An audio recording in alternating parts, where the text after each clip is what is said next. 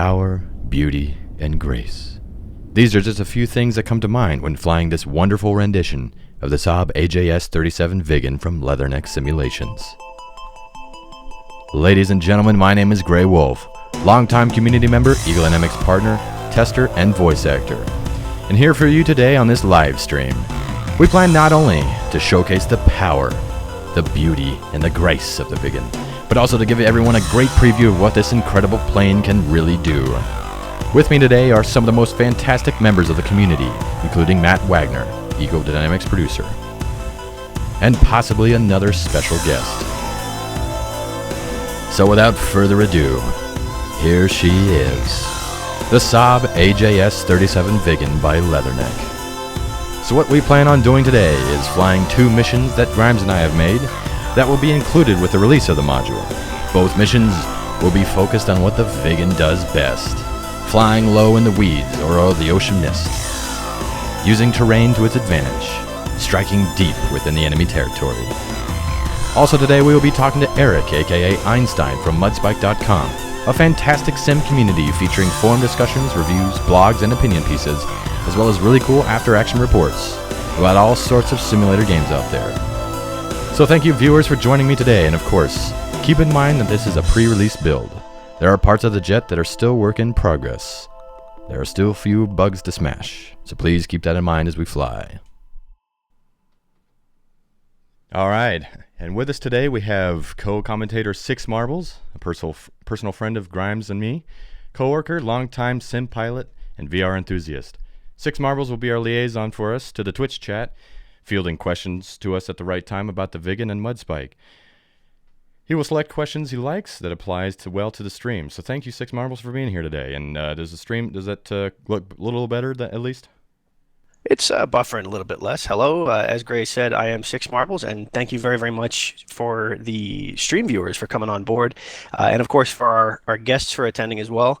This is pretty exciting, and I'm sure that this is going to be very informative and be a lot of fun. Also, a huge thank you to Gray for hosting the event, for Graywo1f for hosting the event, and for letting me help out. I'm going to be fielding questions, like you said, from the live chat. So I'd like to ask that everybody try and keep the questions relevant to the Viggen. This may, of course, evolve as the conversation goes on, but we'll see. And again, thank you everybody for coming to the stream today. I'm going to be waiting for your questions in the chat, and I will see you there. All right. Thanks, Marbles. Next up, we have Grimes, Eagle Dynamics tester, mission designer, SL mod and Mist mastermind, and co-creator of the missions releasing with the Viggen on this coming Friday. So thank you, Grimes, for being here. No problem. Just here to fly. All right. Our next guest is the Kool-Aid mixer himself, Matt Wagner, producer for Eagle Dynamics. It is an honor to have you here and to actually lead us into battle. Thanks, Matt. Happy to be here, guys. Yeah, so real quick, Matt, just for people that don't know, could you tell us a bit how you got involved with Eagle Dynamics? Shoot. So back in 1998, started working for Electronic Arts on Jane's F-18, and after that project wrapped up, SSI, which then later became Ubisoft, hired me on to produce Eagle Dynamics projects as their external producer. And then later on in 2008, went on full-time with Eagle Dynamics. Awesome. Cool. And our next guest is Eric, known to the sim world as Einstein, co-creator of Mudspike.com, writer, aeronautical engineer, longtime simmer, and pretty damn good formation pilot. So Eric, thank you so much for being here today. Thanks, Gray. It's good to be here. And Eric and his co-writer have done a great write-up on their first impressions. I encourage everyone to go click on the Mudspike banner below in the new tab to check out the article and to check out Mudspike.com. Also, we have two special guests, and that I alluded to before. We have Nick, known to the simming world as Cobra, and Daniel, known as Swither. Cobra is project lead for Leatherneck and the Viggen, and Cobra, it's incredible. That jet is wonderful. I can't wait for the release, and everyone at Leatherneck has done an amazing job. So it's great to have you here and to witness our executions of these missions. So thank you, Cobra. Thank you so much. Thank you for the kind words, and thanks for having us. And it's one of the most fun things about this job is to be able to sit back sometimes and just enjoy other people flying your aircraft. So thanks so much for having us. Yeah, and we have Daniel here with us, and if you'd like to introduce him. Yes, we have Daniel Malmquist here, Swither, who is the lead engineer, lead programmer on the F-14 project, and he has also been working on the Viggen as well. So he's here today with me to answer any eventual questions regarding both projects. Awesome. Hi, everyone. Yes, thank you very much for being here, Daniel. And all right, cool. So we're just going to get right to it and get to these missions that we are going to fly. Real quick, how's the buffering situation now? Is it any better? I assume I'm only outputting like 1,000 kilobytes per second right now. Yeah, it's worked out fine. It's working a lot better. Apologies again for the issues. I had used those settings in all the other times that I've streamed, and it seemed to go okay. So sorry about that. And anyway, moving on. Let's get right down to business. So the mission, and I'll go ahead and read the mission briefing here real quick, and then we'll talk about our plan of attack. So we can see the briefing mission here, or the briefing image here. This is going to be a Mozdok airfield attack. So the situation is, with Russia and NATO in a global conflict, NATO has decided to open up a new front in the war, with preparations to invade Abkhazia. After having taken the Russian missile cruiser Moscow out of the fight, the next step is a preemptive airfield strike at Mozdok Air Base. AWACS and satellite imagery have detected a buildup of aircraft at the base, including MiG-31s, SC-24s, MiG-29s, and just arriving last night, Tu-22s. We have some enemy bucks in the area. Enemy bucks are located at Beslan, Nalchik, and there's a SA-3 site at Mozdok. So, yeah, so we're gonna just fly in and just try to do as much damage as we can, utilizing some high drag bombs and maybe an RB5. I think we're mostly gonna be doing high drag bombs on this mission. So, yeah, well, let's go ahead and get in cockpit. And oh yeah, by the way, here's the second briefing image.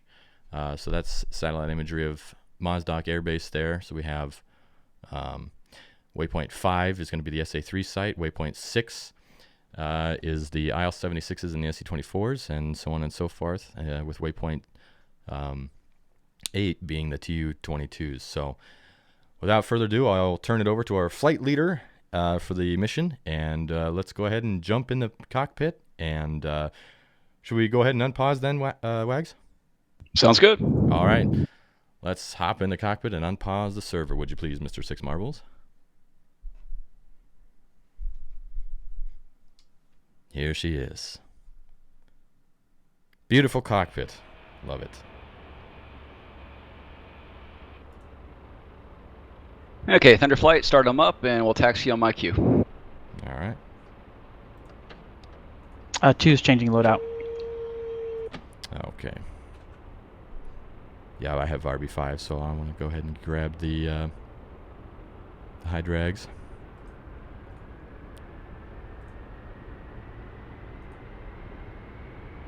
I'm probably going to need a refresher. 'Cause I've been focusing a little bit more on the precision strike stuff. Request rearming. Copy.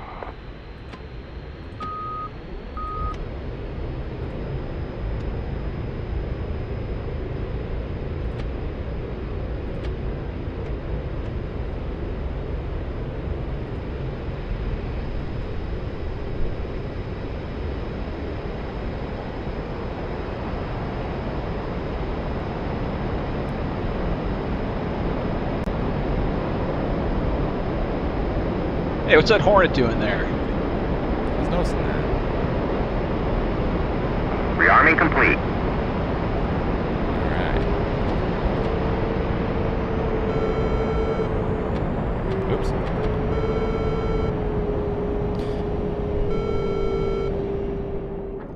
Cobra, we were all flying around and getting some practice with it the other night, and we kind of made a joke about a potential feature you could do to blow in the tape, like old Nintendo 64 cartridges or something.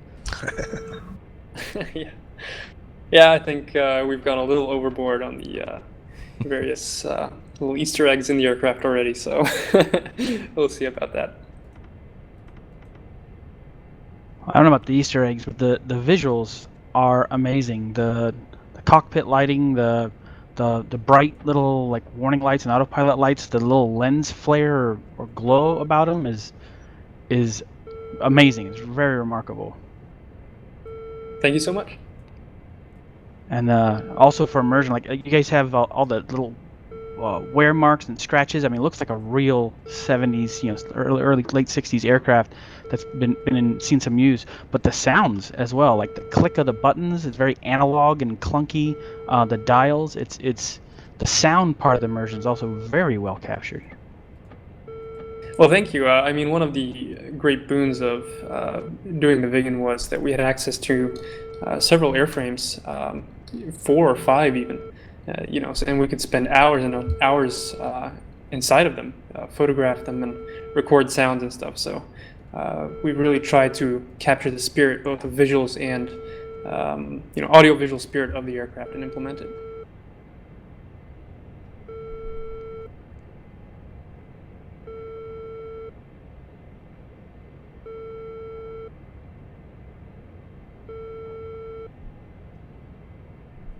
Four is ready. Yeah, 3's ready.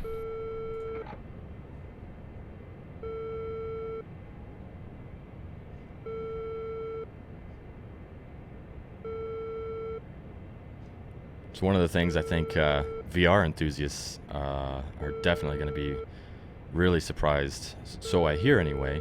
I don't have a set of VR goggles myself, but yeah, Nick, you want to talk about the VR aspect real quick? Two's ready.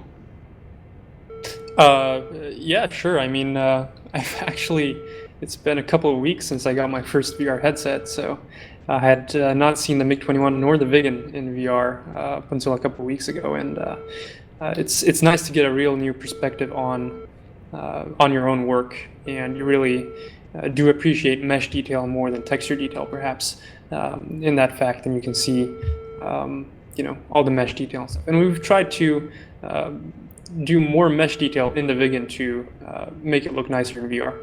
Mm-hmm. Cool. And you've actually sat in one too, as well, so it must have been pretty striking to be just back right in the cockpit again.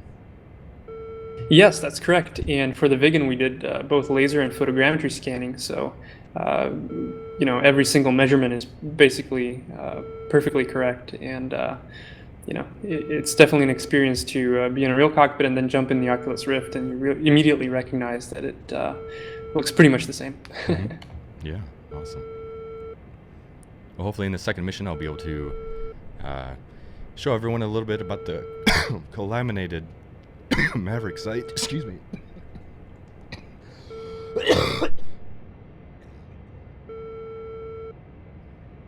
Getting all choked up about the Mavericks? You alive, bro? Okay, Thunder, let's taxi out. All right.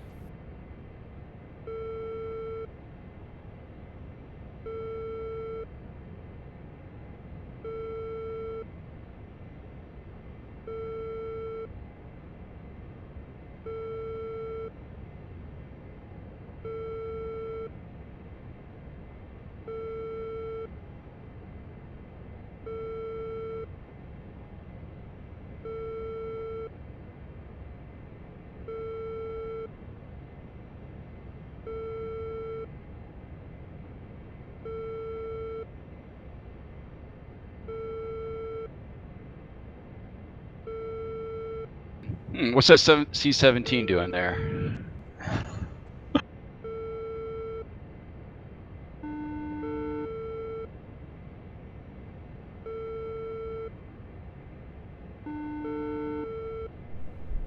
Well, I just had a really bad coughing attack there, so yeah, voice is pretty much gone now. He's alive. Oh no, it's your best asset. So I might be talking a little bit less now.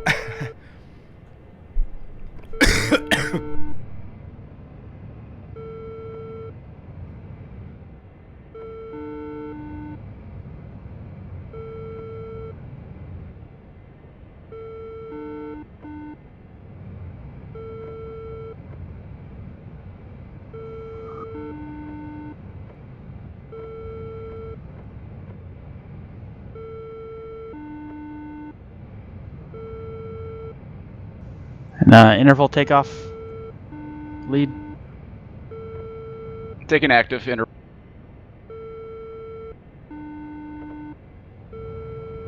And Wags, we're doing a stagger takeoff, correct? Yeah, I'm a little bit behind here, so give me a second to regain my composure. Holy cow. Getting excited. Yeah. Yeah, we'll do stagger takeoff with 10-second interval. Oh, better doing that now rather than 2 feet off someone's wing. Having a coughing attack, I mean.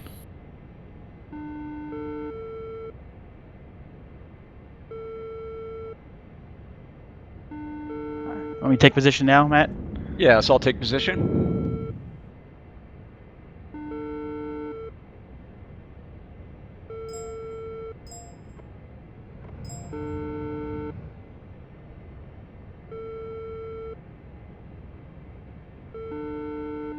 Oops.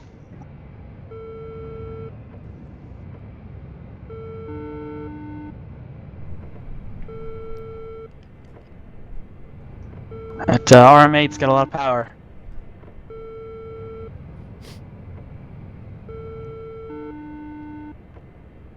Alright, 4 is taxiing into position on the runway here.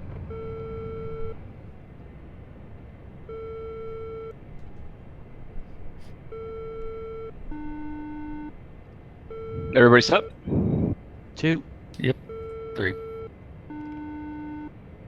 4. Okay. 1 taking off.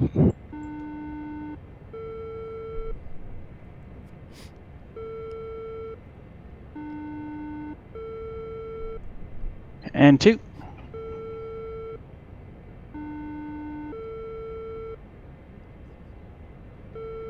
Three.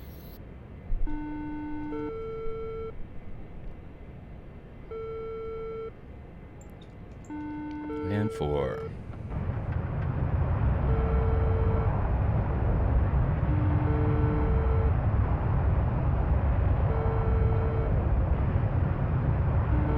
In this aircraft, it's really important to remember to not pull your gear up as soon as you're up off the runway, because it also raises the canard flaps, and you just sink straight back down.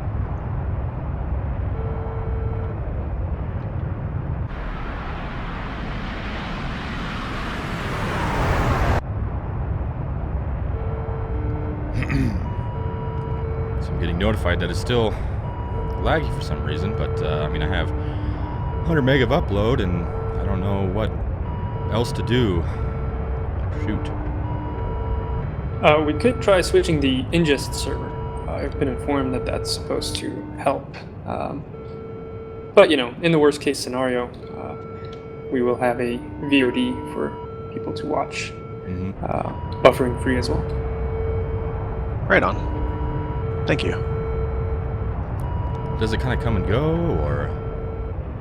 It's 1 part video, 2 parts buffering, basically. Oh. I'm at 720. Yeah, I don't think it's your upload. I'm sure your upload is fine.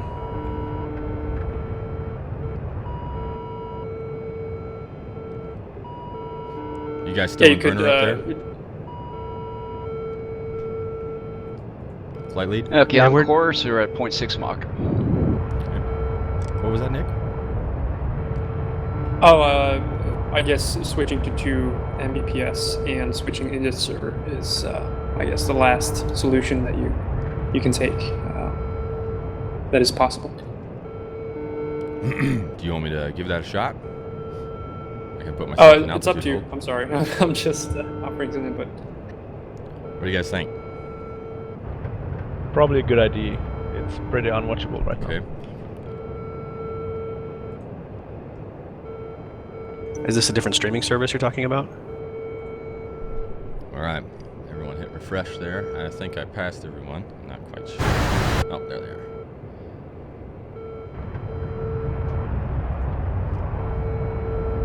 Okay, everyone remember to set your altimeter to your target altitude. Okay. Do you have that handy? I It's think on- it's about 99.4. Yeah, 99 or 4.3 for the ramp targets.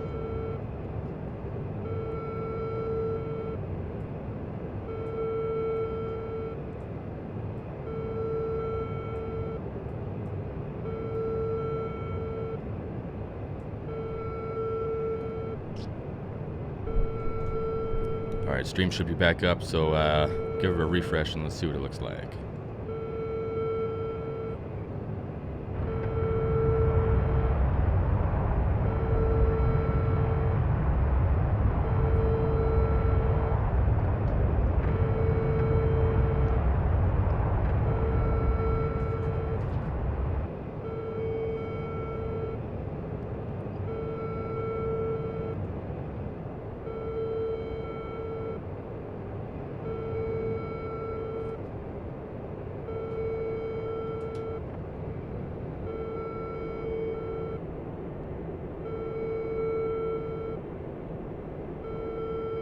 So Nick, a question I had about the Viggen model is we see the vortex effect off the canard planes there.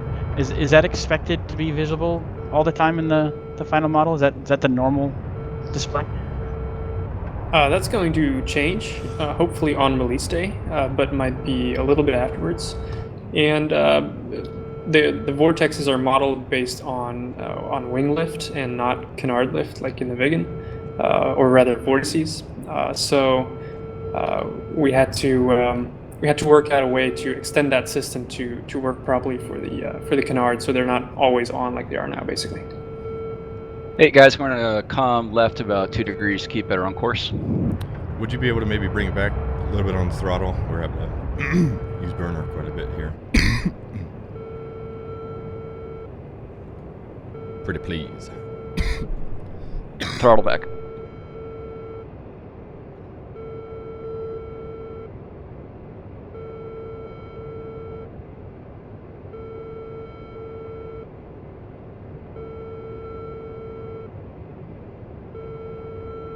Can you see me, Gray? How am I doing? Doing pretty good, but I'm dying.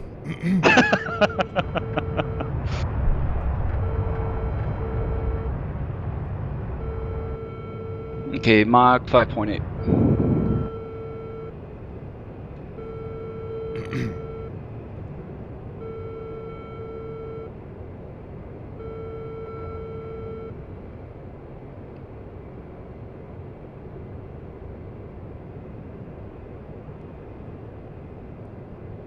Do we have any quick questions, Marbles? We do have a couple of questions. One of them was, there's a high gain and a low gain mode. What are they good for? What are they used for? In reference to what? I wonder. I'm assuming your radar. Is there can you adjust the gain of your radar? Mm-hmm.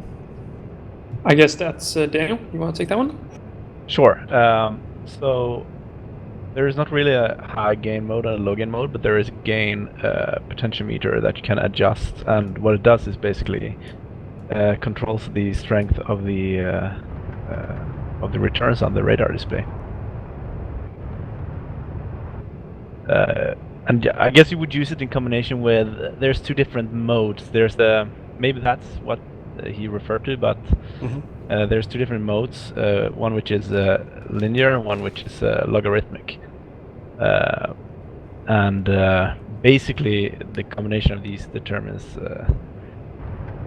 what kind of details you can see on the display. So if you're just interested in seeing if there's something, you can just really crank that gain up, and you will see a lot of things. It's actually quite useful in air-to-air mode, because the small returns will, like everything small, will be seen. But if you're above ground, you will only see the ground, basically. So, but it's basically something you can play around with a bit. Okay, perfect. There's a rumor floating around, and I know I really don't like to field rumor questions, but is there anything in the works as far as terrains? There is, but until we get closer on, them being complete, we'll talk more about them then. Understood. I'm coming left 2 degrees.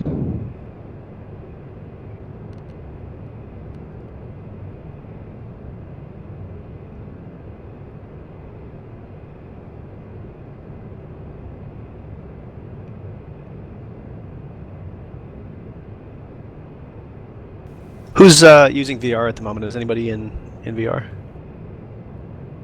Negative. Okay.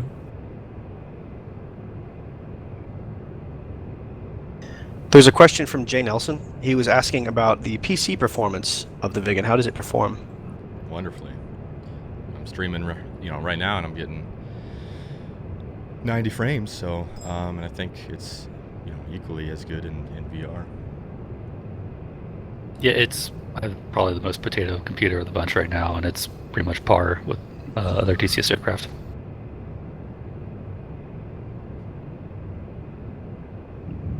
Everyone okay on speed?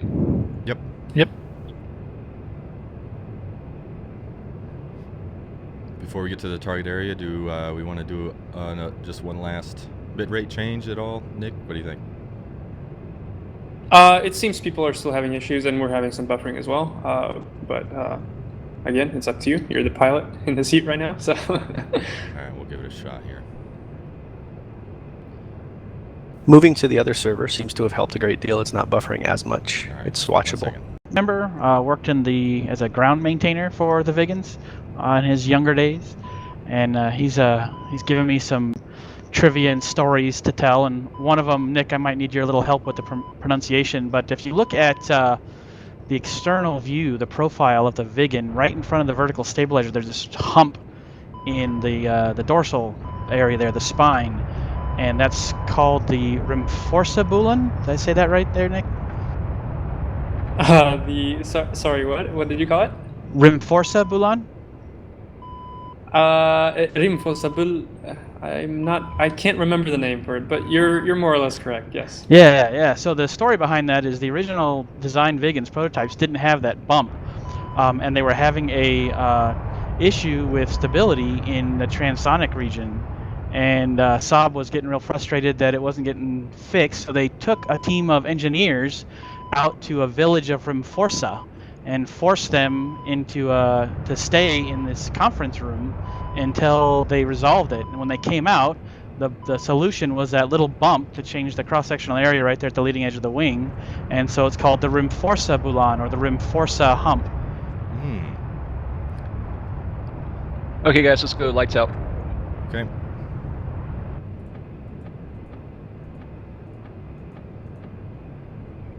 So the concept of this this Rimforsabulon is basically to balance the plane out in pitch moment. Okay, guys, let's go in a half-mile trail. 2, 3. 4.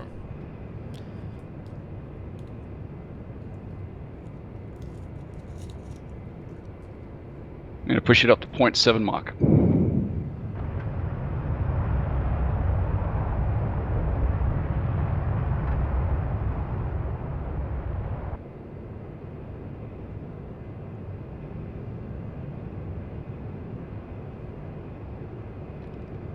How's the stream doing now, Nick? Considerably better on my end, at least.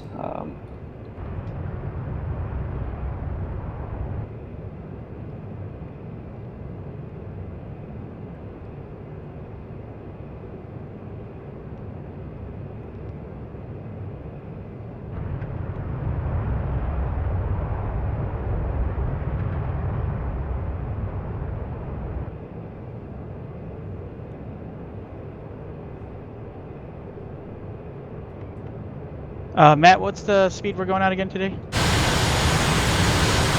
Right now I'm pushing about 0.73. 7.3, roger.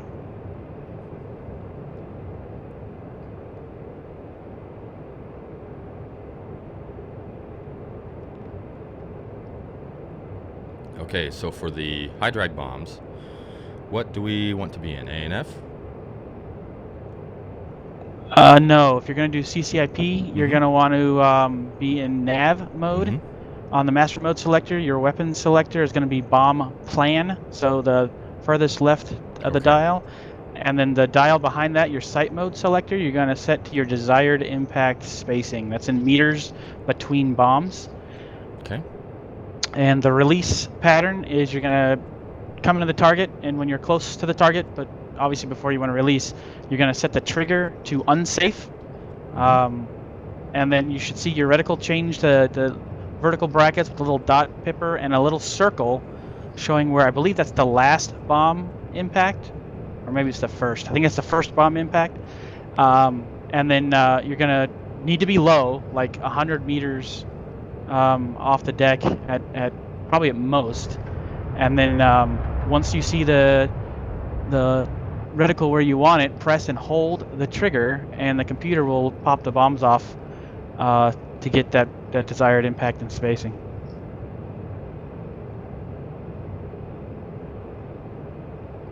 Roger that, thank you. Did I miss anything, Matt? Oh, you're going to want to make sure your QFE is set. So 994.3. Yeah, also make sure your HUD's in the lower position. Okay.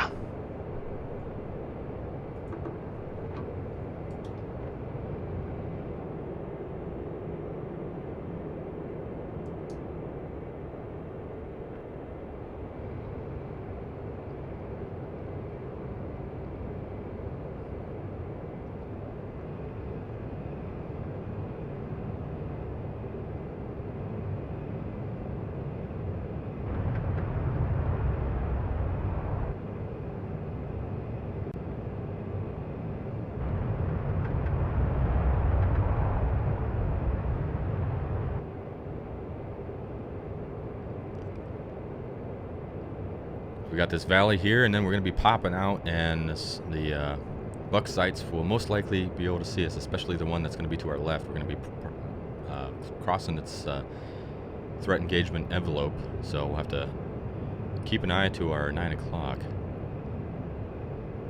Yeah, right now just getting indications from behind me, which is you guys. Clean up ahead.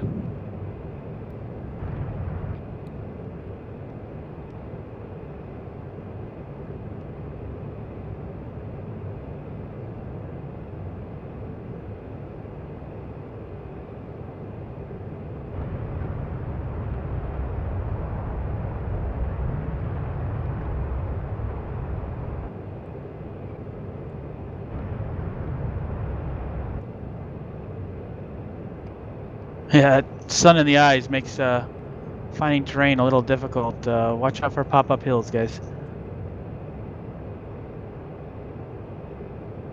Like that one. Okay, 0.75 Mach. 2. We'll be accelerating to 0.8.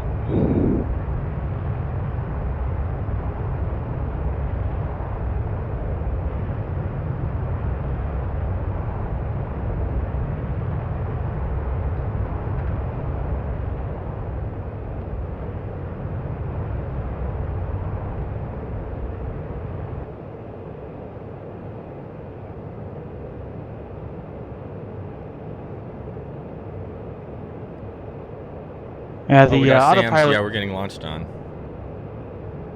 Yeah, we got smoke plumes off R9. They're hitting the ground, so we might want to get a little extra lower here.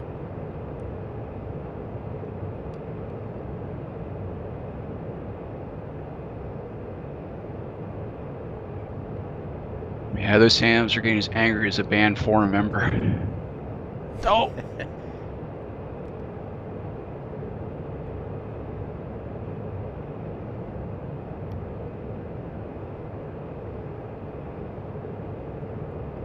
Just real quick about the So- engine in this thing, it's my understanding that of its day, it was the most powerful jet engine ever put in an aircraft. Is that correct?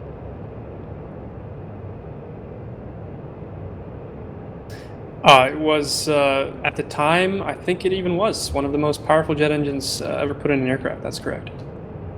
It was the first engine used in a combat aircraft with both an afterburner and a thrust reverser.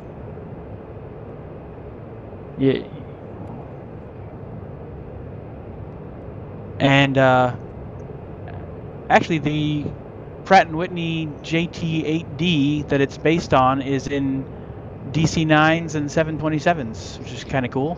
Obviously, without the afterburner and thrust reverser.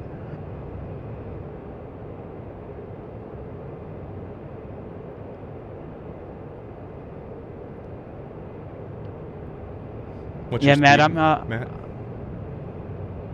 Right now I'm at 0.76. Oh, okay. Yeah, I'm having difficulty keeping visual on you with the low light and altitude, Matt.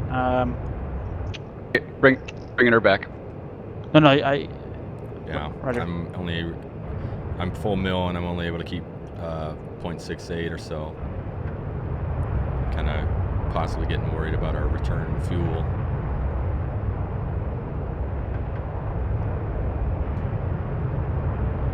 I can bring her back to about 0.6 or so. Sam's starting to wake up now too.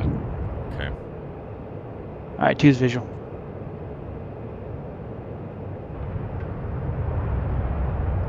So 20 clicks to IP.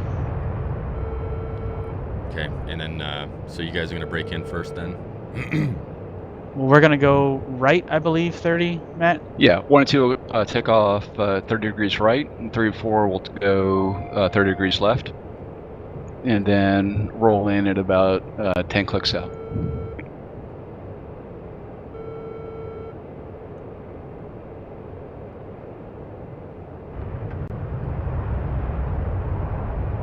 Okay, 0.6 Mach.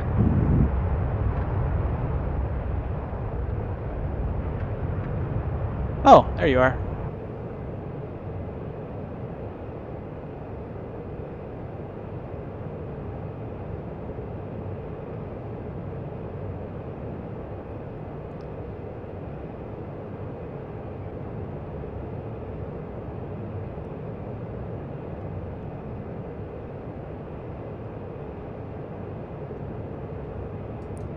note regarding Went a little the fast on that.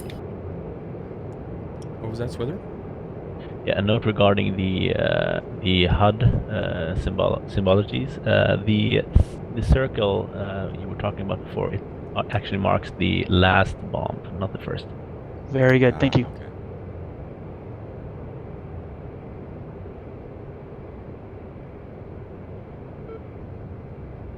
IP.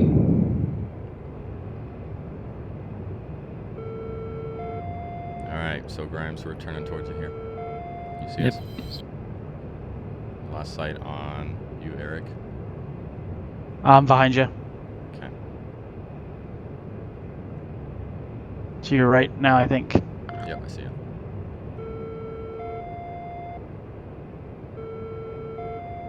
Power lines.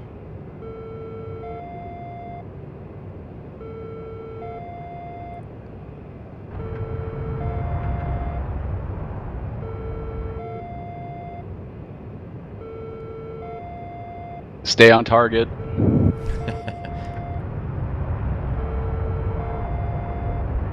Let's hold them off for a few more seconds.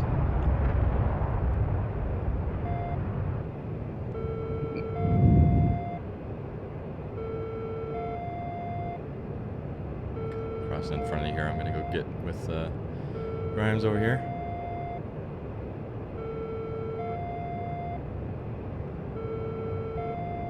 Good thing that tree isn't collidable.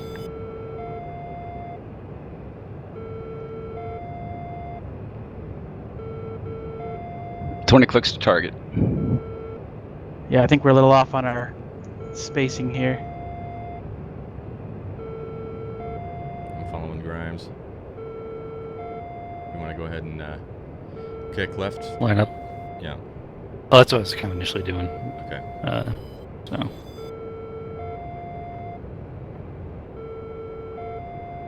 Sam launch.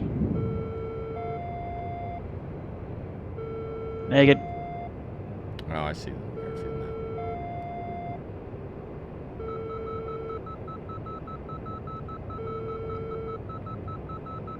Oh my god. Uh-oh. Did you lag? Yeah, I'm lagging. Yeah, you're in the Am I ground. dead? Oh my god.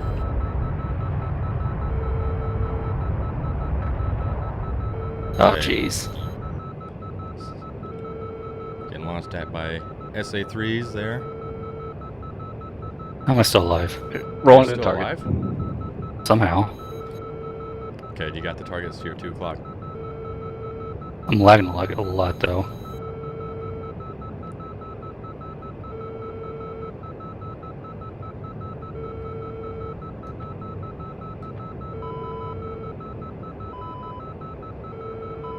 Wags, are you over the target? Nearly there. Yeah.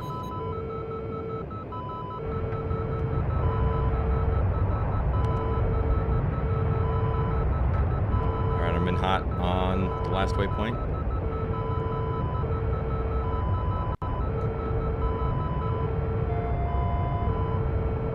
Bombs away. Bombs away on mine. Bombs away.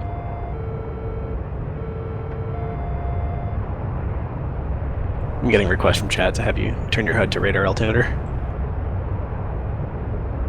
That's the HOJDCISI. Just put that to the left. To RHD. yes.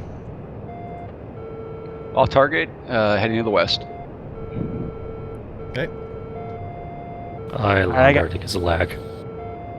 I got one in front of me. That must be you. I'm just in a right-hand Great. turn now, and I'm leveling out now towards waypoint 9. Yeah, I got visual on you. Might want to stay low still. See if I can find Wags here. Yeah, we're doing about 7.2, 7.3, Matt.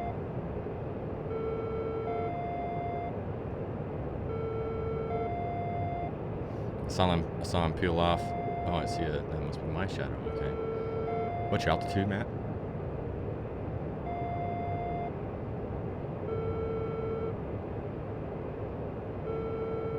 Have you passed the river yet? Copy.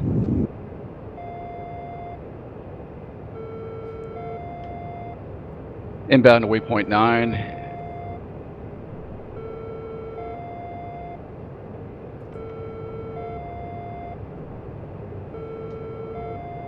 Have you passed the river that goes kind of east-west? Honestly, in sight right now. Yeah, we're okay. Yeah, we're 40 clicks from 9 right now. Hey, Nick, I had a question for you about the Swedish miles, the unit of 10 kilometers. Is that a standard Swedish mile, or is that kind of unique to either the Air Force or the Viggen? No, everybody in Sweden, when you're talking about slightly longer distances, you usually use these miles. It's just 10 kilometers for 1 mile. So you say you're driving somewhere 500 kilometers, you just say 50 miles instead. So it's very normal in Sweden.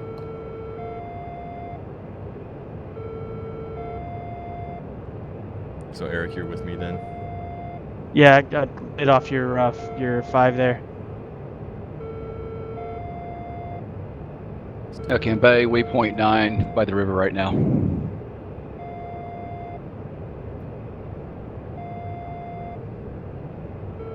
Alright, I'm gonna go ahead and pick it up speed-wise here. I've got 66% fuel. I have about 52. Where's your Since barber I'm dead, pole? I might as well give you 80% wags. here. They are about 171 for 12 from your position. What's that? I'm sorry, Grimes? Wags. Wags is kind of lagging behind you guys a bit. Oh, he's behind us. Yeah, Okay. he needs to fly. Yeah, about actually it's due south now, because he's like 15 kilometers or so behind you. Oh, we might be able to bring it back to like 0.6 here, Gray, and let him catch up. Yeah, sounds good. Go ahead and throttle it back here. Throttling back.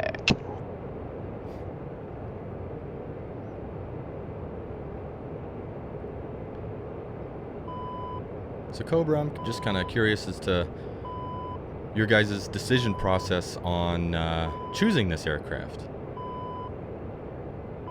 Just because it's just something completely unlike anything that DCS has, and it's really a great pick. I think it's going to be just a lot of fun for everyone. Yeah, I mean, for us Swedish folk, the Viggen is, part of our pop culture, I guess you could say. Mm-hmm. So it was sort of a natural choice, and yeah, Sam a bit odd, I guess, but I think people will find it very interesting. Oh, did we forget to deal with the aircraft? Looks like those F-18s might be crossing over here in this way. Yep, there's SAMs exploding. I think the F-18s are engaging. Is that correct, Grimes? No, the Hey, Gray, turn right, waypoint 10. the Buckner, and I'll check his shooting out wags and you guys. Okay. Yeah, mission plan was drop bombs and get out. Mm-hmm. Okay, I'm on L1 right now. You're what? I'm on L1 right now. I've already passed waypoint 9. For some reason, my L1 waypoint is way to the right, like due west. Isn't that right? Yeah, I'm seeing my L1 at about 280 for me. That is... I don't... Hey, Grimes, what's our bearing to landing base? It is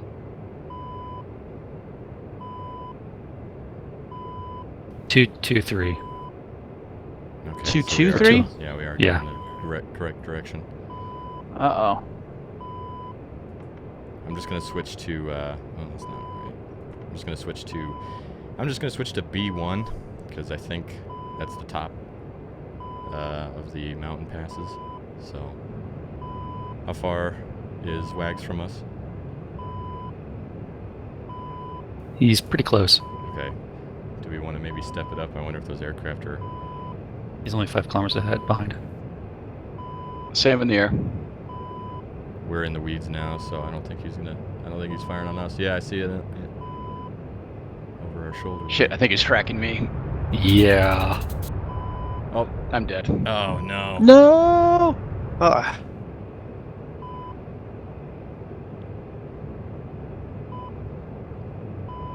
We shall avenge you.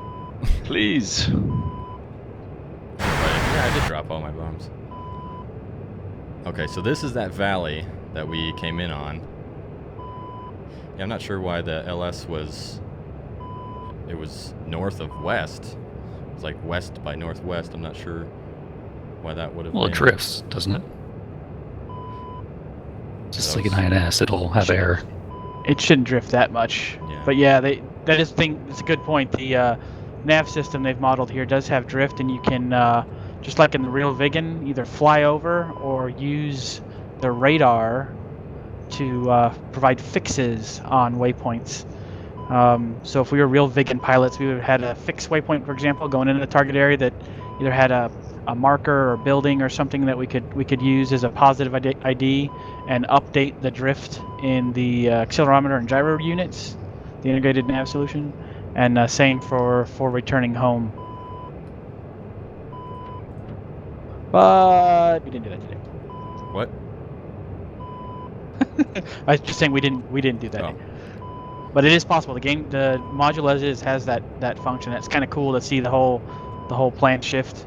You also have these target points that you can feed, like the RB-15 and the BK-90, and you can actually update those with the radar. So even if you take off with pre-planned information that's got some targeting error on it, if you can either see it with your radar or can fly over it, you can actually get a precise fix.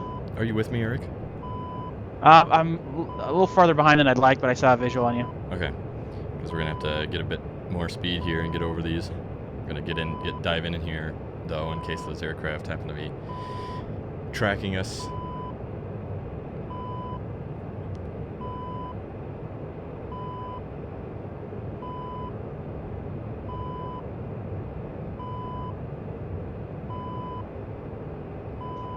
Bye bye. Still got me? Oh, hi. I just passed in front of you. Yeah, I'm gonna come up to the left here. Okay. Well, you're technically lead now, so... See how I did that? Wags got hit by stem sight. Yeah, it was pretty damn low too. But actually, I thought he was tracking the other guy, so I reacted too late. Do you want to go ahead and take it, Eric? Yeah. Just trying to figure out what base we're actually supposed to do. You had to B1? Yeah, I'm just doing B1, and then we can just kind of get a vector from there. But we're going to have to get a bit more speed and altitude here. Alright. How's the stream looking, gentlemen? Is it choppy still at all, or...? still buffering pretty good, but it depends on how many viewers. It seems to depend on how many viewers are in the channel. Anytime it goes over 150, 200, it gets real bad. That's annoying. What kind of connect do you have, Gray? Well, I have probably 150 meg up. And the ISP is approaching a gig for his pipeline.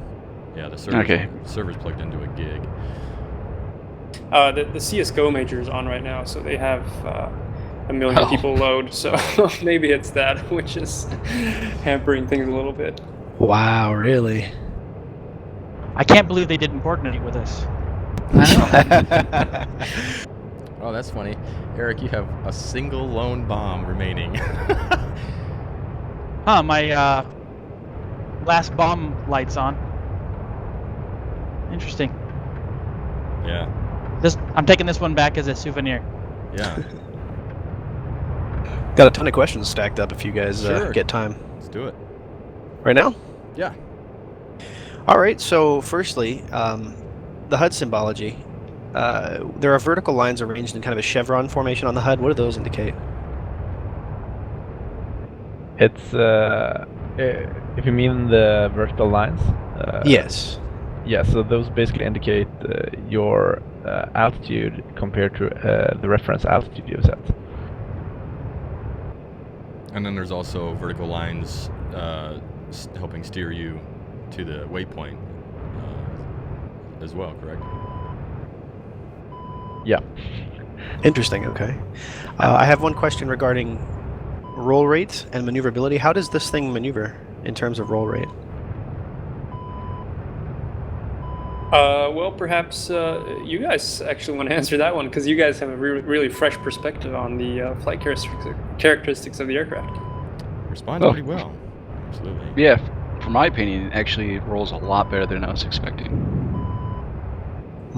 Yeah, and mentioning the roll rate, if I'm not mistaken, the roll rate could be so excessive that the vertical fin could be damaged. I might be wrong on this, but I believe that's an anecdote I've read about. Wow. Yeah, so actually, initially when we first started taking a look at it in testing, we initially thought, this roll rate seems actually too fast. But then we actually compared it with, the notating data, and it compared, pretty darn well. So I think we've noticed too that the roll rate changes depending on your loadout. So a naked aircraft, you can feel it's really snappy, but you throw on the reconnaissance pods, the flare pods, RB4s, and suddenly she's really sluggish. You can actually feel the weight of that ordnance hanging off you. Yeah, it's really cool. All right, let's put the lights back on. Okay. I was able to dial in the Sanaki Kolki as our final airport, so I got the waypoint now, Gray. Okay. What is the radar's role or the radar's implementation in air-to-air, if any? So basically, when in air-to-air mode, the radar will be aligned with the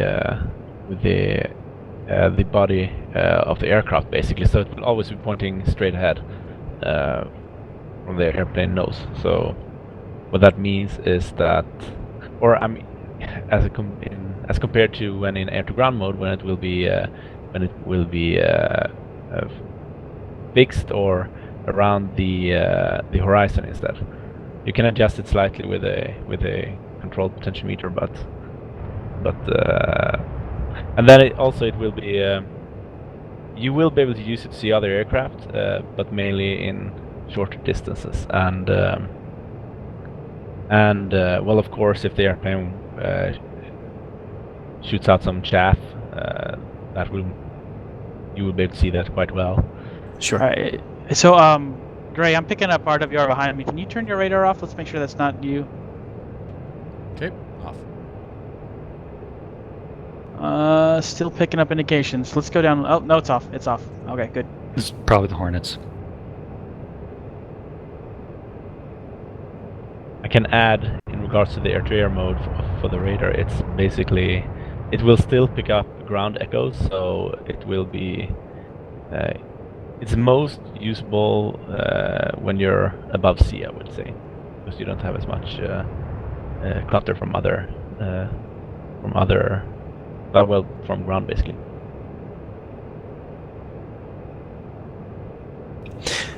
Another question about air-to-air. I presume that there is a search mode for the radar, or is this always enabled? Can you repeat that? Your air-to-air, when the radar is used for air-to-air, someone asked a question about the range for search mode in air-to-air. So it totally depends on the size of the target. A large cargo aircraft or a tanker or something like that will you will see it maybe 30-40 kilometers out. Smaller targets will of course be more difficult to see. It's primarily not an air-to-air radar. It doesn't have a Doppler mode, for instance, so that makes it a lot more difficult to find air-to-air targets. Understood. Okay. Another question is about the RB-75. It's shown as green, and the person who asked the question has primarily seen pictures of it as white, being a Maverick, so is this a placeholder texture, or is this accurate? I think the art department might be able to handle this, Nick. Yes, I'm sorry. I got used to you answering there for a moment. He's watching CS. They will be white because the correct paint for them is white with a yellow stripe. So they're going to be white eventually. Right now they're just green for some reason. I don't know why exactly. But eventually they're going to change to white. So. Good answer. Okay. Gray, how you doing on fuel, buddy? I'm at 30%. All right, let's pull it back. Okay. Here, and when we get close, you'll be number 1 to land. Okay. Should we just do a normal landing as we're gonna showcase some road super crazy ultra stop landing action in the next mission? Up to you. Do you want to Okay, do? The original plan was to split off and go straight in, but you don't have the airport marked, so I figure we can fly over and then you can peel off to land, and I'll come in behind you. Okay.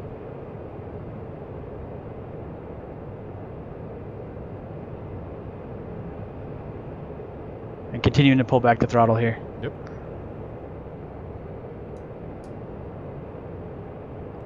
So our testing team had great success with road landings in our last live stream. So maybe you can show them how this is done. I think we can.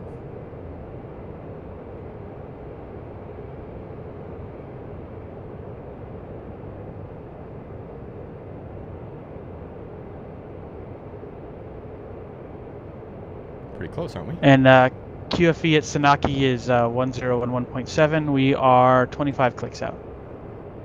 Okay, I'm gonna spread a little bit here and enter that. You said 101. 1011.7. Okay.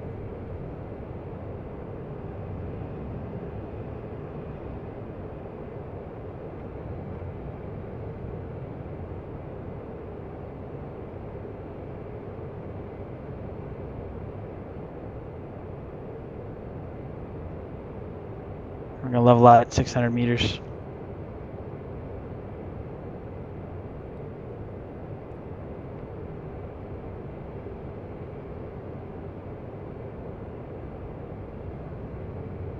And then when we overfly the airfield, you can check with your radar altimeter, make sure it matches your barometric, and that shows you your QFE set correctly. Okay.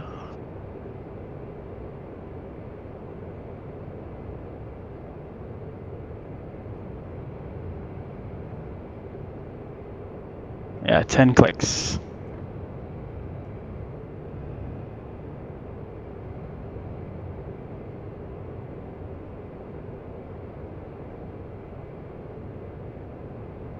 Visual.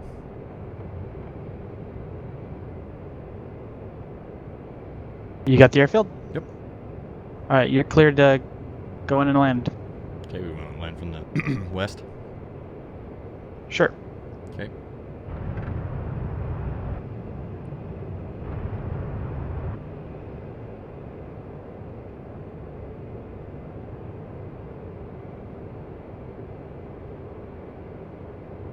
I have a question from Ronald Swanson. He's asking about RWR. Will your RWR show up on other enemies and other players and friendly players? Now, obviously, that has been addressed briefly today when one of you asked Gray to turn off his RWR to see if he was spiking him. Radar. Or his radar, rather, excuse me. But will your radar show up on the RWR of other craft other than Viggen? The answer is yes. Okay, good question. Are data cartridges implemented on multiplayer servers? Yep. The data cartridge is loaded with information from the mission editor. So whatever the mission creator adds in the mission editor, that's what gets added or loaded into the data cartridge automatically. So it depends on the mission. And this includes waypoints as well? It includes waypoints, targeting waypoints, origin airfield, destination airfield, and the kneeboard is also auto-populated, I believe, and I'm probably missing a bunch of stuff, but that's the most important stuff, I think.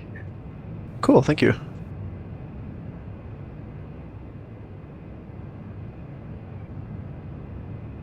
All right, behind you on final here, great. Okay. How far back are you? Far enough. Don't get too worried.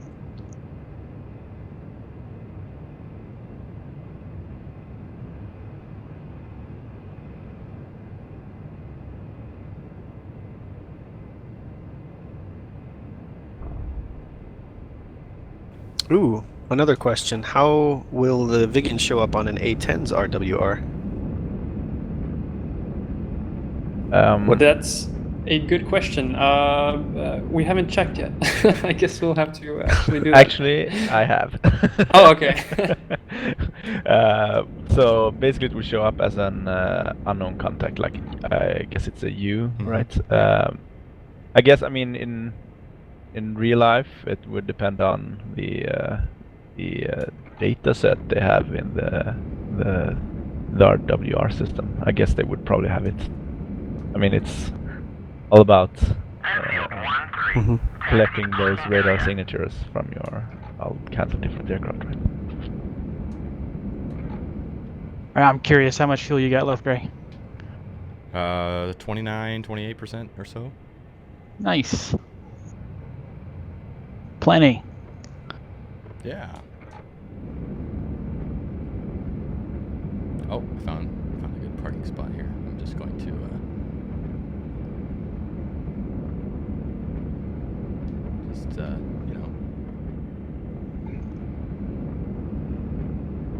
back right up on in there.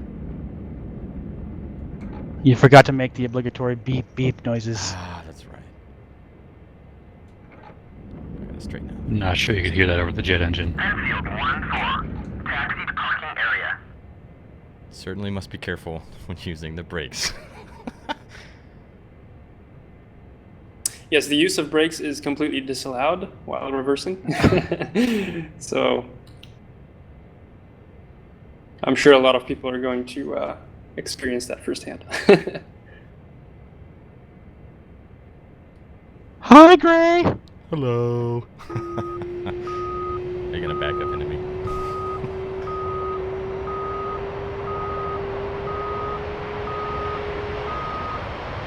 You got this, Eric. All eyes are on you.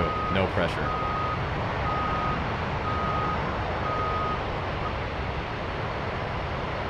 Feel like tomato.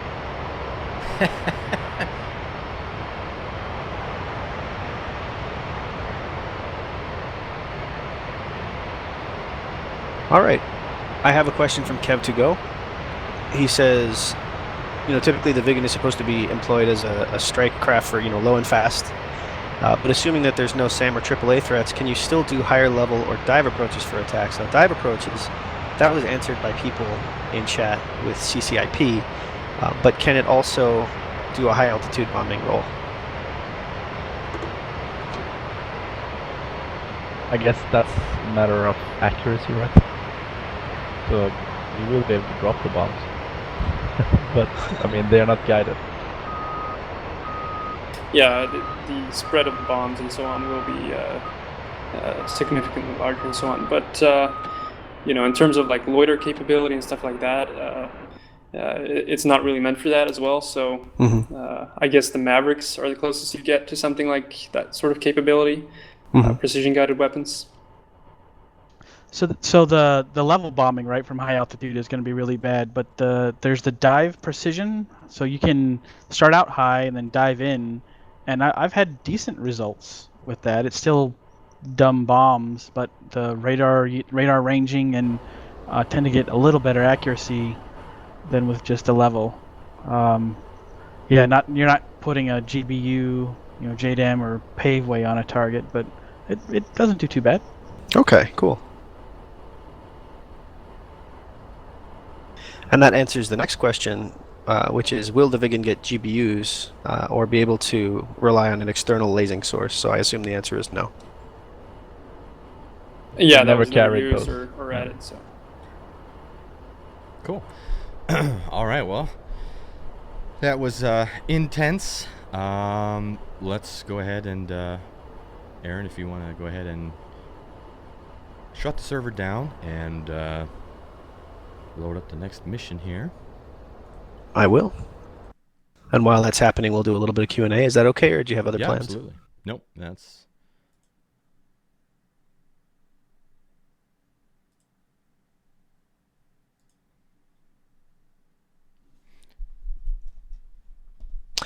One question is, there's a small generator that deploys under the plane upon landing. Is this currently modeled? It is, but the visuals for it don't currently appear. So I think we'll get that in before launch on Friday. Just the visuals are not. It doesn't actually pop out right now in the game. Okay. I've been nagging Nick about this for quite a while now.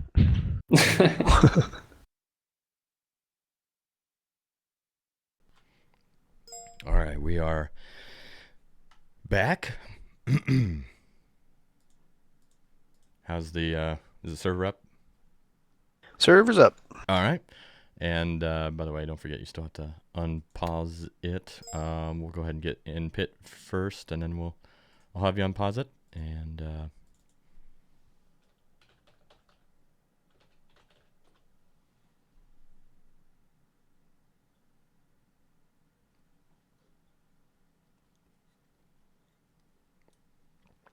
so how do you get to be able to stream higher bandwidth then, Nick? Pay for it, or like is that something that they approach you about or something, or? Yeah, I guess you need to be. I'm very sorry if the background audio is very loud now, actually. Oh, it's fine. I can't hear it.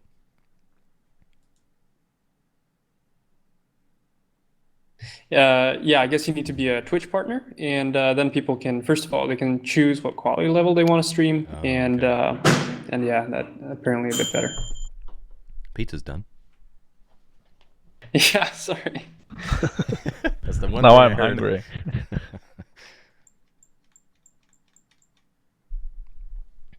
All right, so this mission is made by Grimes. So, Grimes, do you want to go ahead and explain it?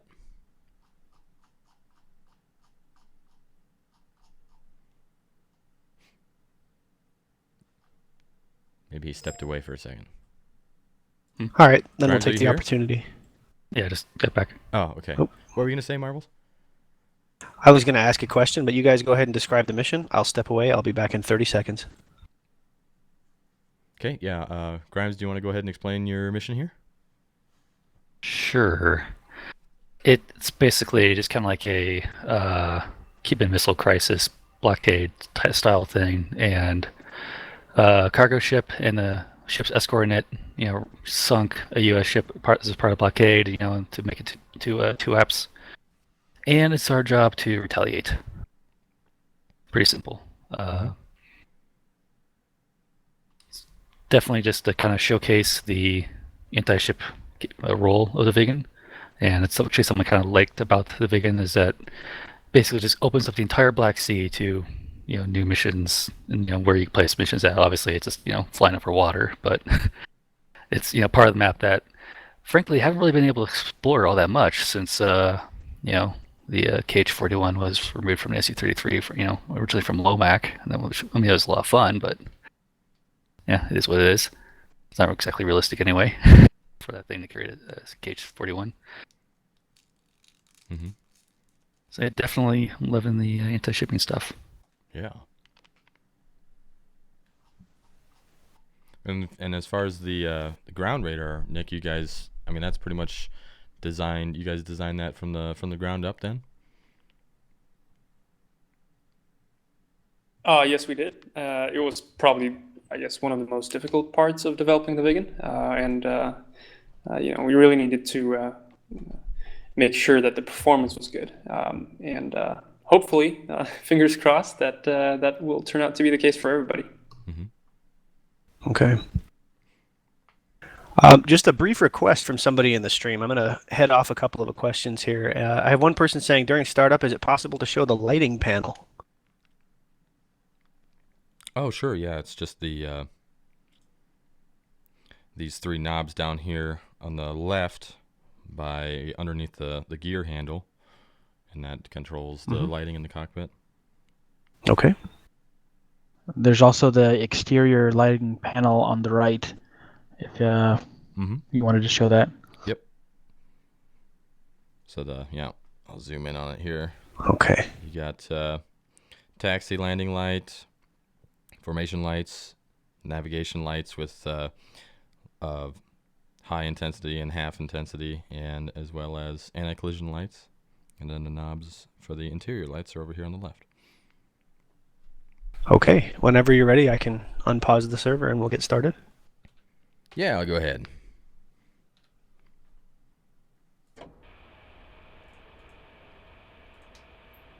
Okay, so I was planning on taking Mavericks on this one and just kind of keeping an eye on you guys and Wags. We're pretty much all taking RB4s, is that correct? Or We'll leave that to each individual. I'll be using RB4, so. Yeah, I think 2 people RB4s. One of you guys wants to take RB5s, and then the last guy taking Mavs would be probably a good combination. Mm-hmm. And one thing that I forgot to mention, we went ahead before the stream and we kind of switched our waypoints to be a bit more of a broadside attack. Oh, you did? Mm-hmm. Oh, okay. That way it's So how easier. about? Oh, sorry. Go ahead. I was going to say, so how about for targeting? We'll take it with 1 taking the lead ship, 4 taking the trailer, and 2 and 3 taking out the targets in the middle. Gotta double check my payload here. Yep, I got all RB-75s.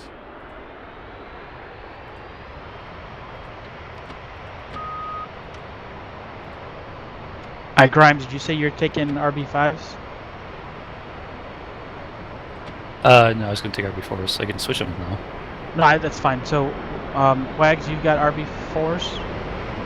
Yeah. Okay, then I'll take RB5s.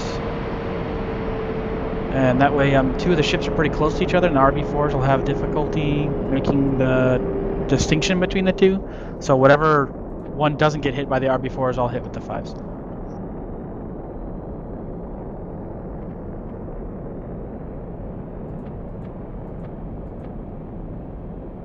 This was very briefly addressed during the last mission, but we have a question about INS drift. How do you account for drift in the inertial navigation system? Is the question how to fix it or how to model it? Yes. All right, go ahead. I guess in regards to how to get rid of the drift, what you would do in real life is to have a number of waypoints which are basically fixed points. So when you basically, if you can see them on the radar, you can just use the radar to make a fix, and it will update the known position or the currently approximated position in the INS system, or you could fly over it and press a button and it will set the current position to that waypoint, basically. Sounds a lot like the Black Shark. That's Yes. possible. But I guess I haven't played flown the Black Shark that much, but I guess it has a GPS system, whereas the Viggen does not. So that should make some difference. Okay, everybody ready to taxi? -2 still switching. 4 is ready. Stupid question. If I forgot to load my data cartridge, I have to put in the 9099 thing. I would assume. Okay. Whoops. Target point's waypoint 4, correct?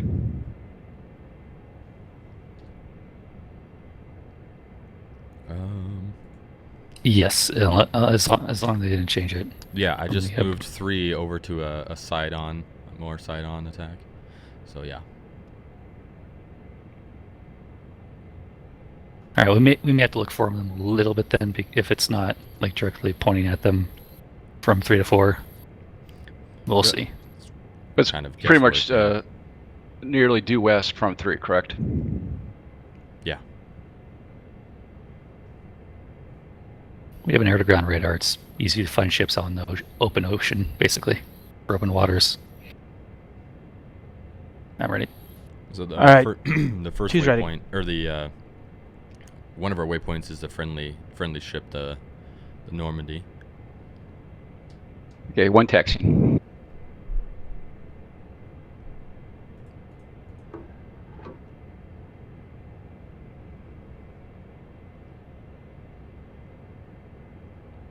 Two's rolling.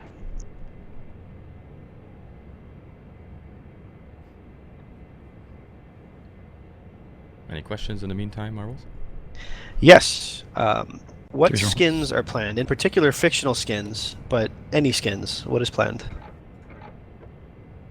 We're going to, on launch, I think we're going to have 2 or maybe 3 skins in the beginning.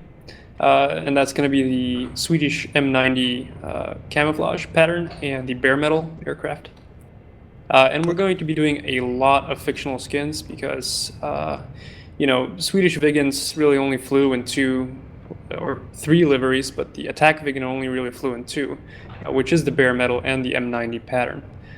So we'll be doing a lot of fictional skins for the, you know, for the UK, Australia, Germany, Denmark, Austria, and other countries. So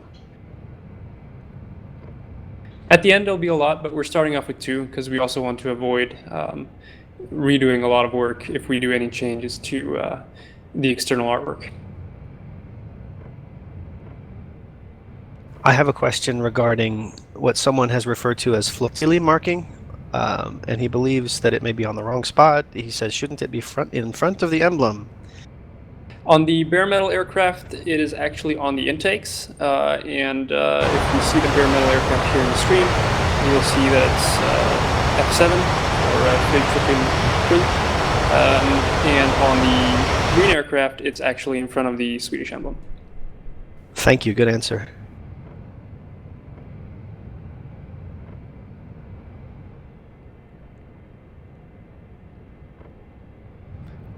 How is the buffering? Much, much, much better. And we're still supporting 200 people at the moment. Cool.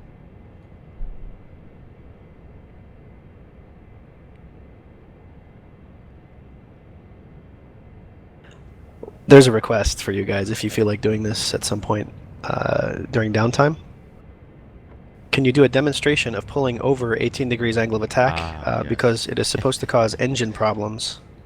Compressor stall. Yeah, I can say from firsthand experience, it's there, and it's prefaced by a bunch of shaking and the knocking that compressor stall onset, and it's very, very frightening. Yeah, we can definitely do that at some point here. If I climb out on takeoff and catch up, I'll get some altitude and maybe do one real quick.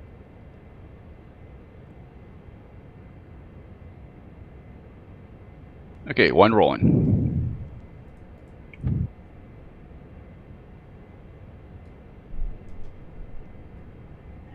Two.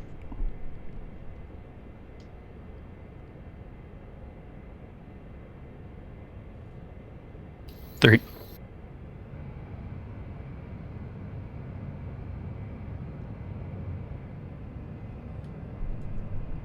And 4.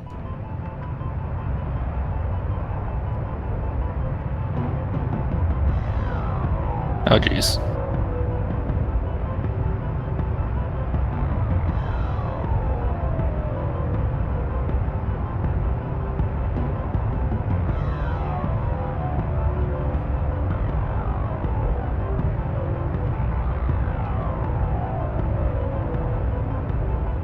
Is there any plan for a blue petter skin for the Viggen?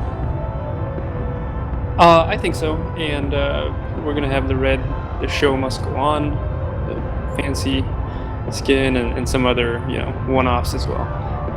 So they'll be there eventually. I have a question for Wags. Now that anti-ship is implemented, will there be any tuning to the effectiveness of CWIS on boats? Well, particularly once we get the Hornet moved out, we're definitely paying a lot more attention to the surface combatants.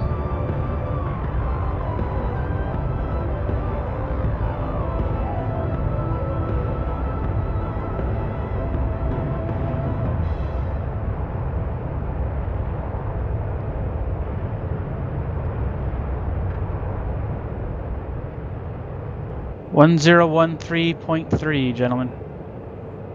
103.3.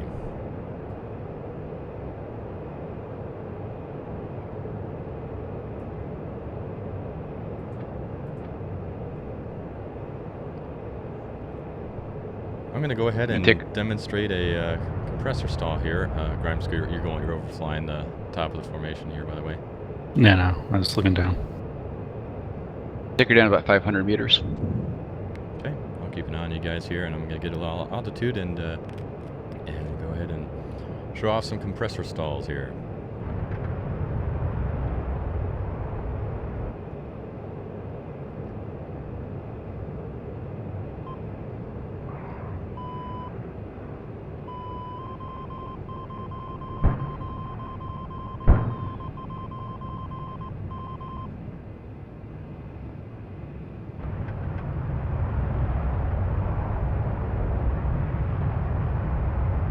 And Matt, with the RB4s, just remember to use ankle instead of group mode, because it's not really liking group mode right now. Yep, already set. Well, the thing with the group mode is that if it doesn't actually find a group, it just doesn't home on anything. And and apparently it's like that, so it'll ignore escort ships, single off ships. So that's why it acts that way. It's not a bug, it's a feature. Yes.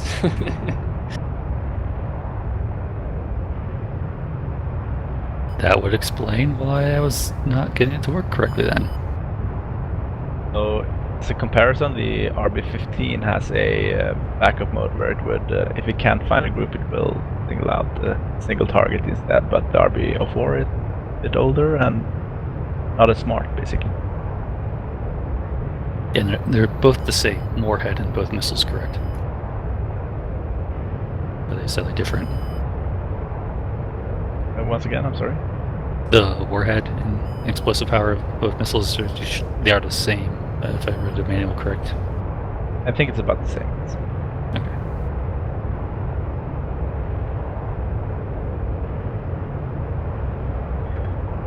Speed. Everyone okay on airspeed? I'm just catching back up. Notice that nearing the sound barrier, the aircraft has a pitch down tendency.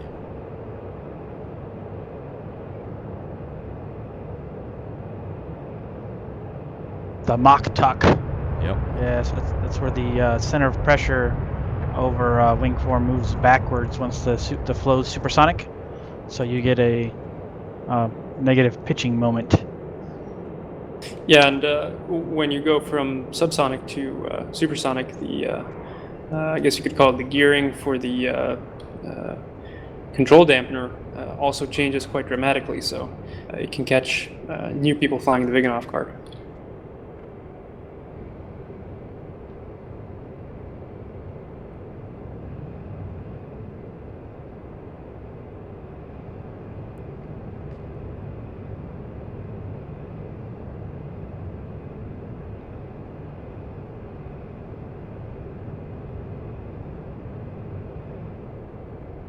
$25. 4's with ya.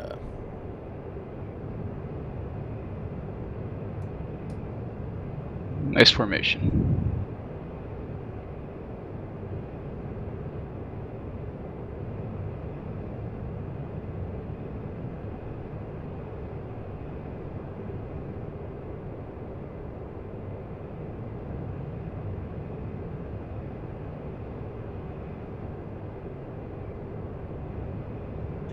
Okay, there are a few questions about grass airfields. Are there any plans to, are we just going to be using the same grass airfields from World War II aircraft that are under development, or are we looking at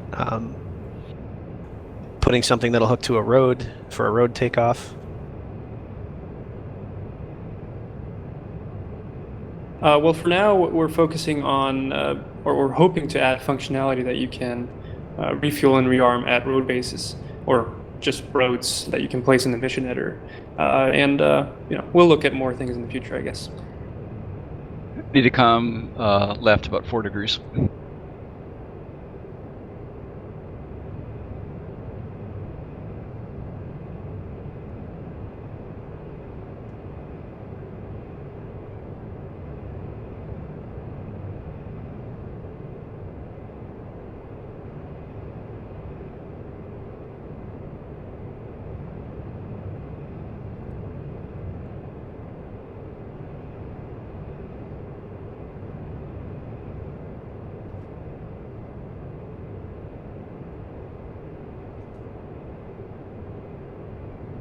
User in your channel timed out.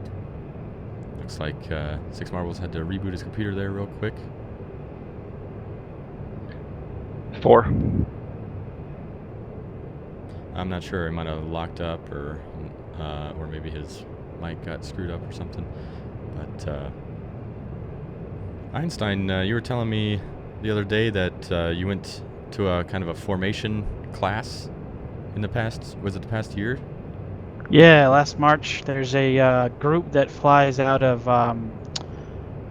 Falcon Field in near Phoenix, Scottsdale, Arizona, and it's a group called the Red Star Pilots, and they're very active in the formation flight community throughout the United States. They're fast trained and involved in that community, the formation, aviation safety. I can't remember what the T stands for, but they have CJ-5s, Chinese-made tail dragger, or no, they're nose-wheel, like warbird-looking aircraft.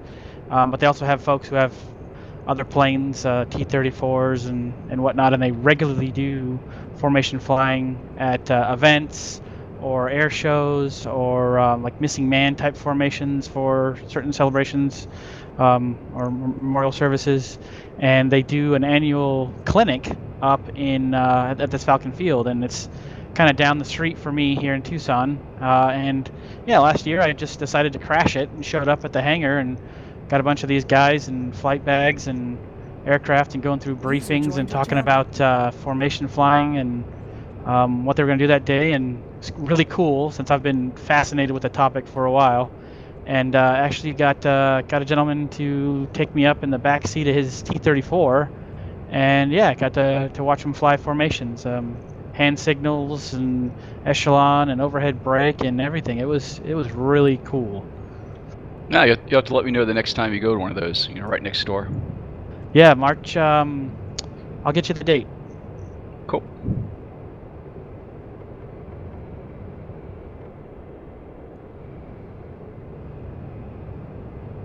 And that they have there's a guy there trying to sell me a flight helmet. Looked pretty cool, but at $800, I didn't think I needed one just yet. Maybe I can get one with the Mudspike logo on it. Welcome back, Aaron. Hey, sorry about that. Computer explode? Computer exploded, but I've got 17 backups, so I'm good.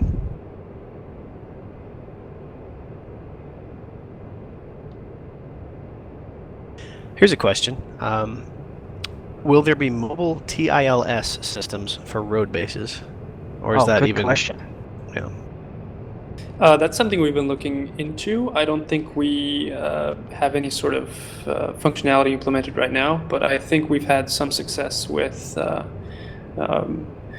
those being placeable in the mission editor. So that's definitely something we'll be looking at in the future.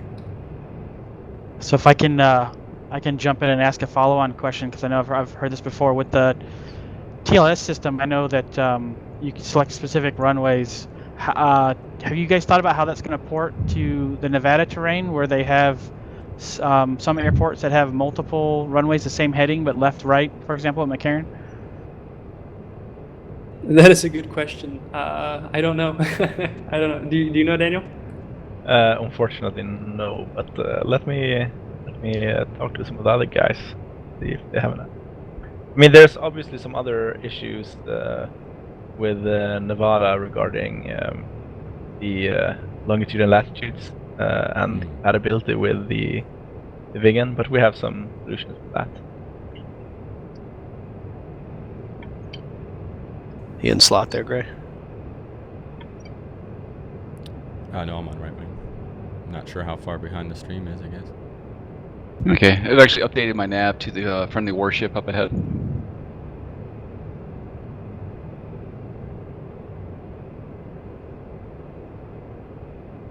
Yeah, it looks like he's just on the left. Yeah.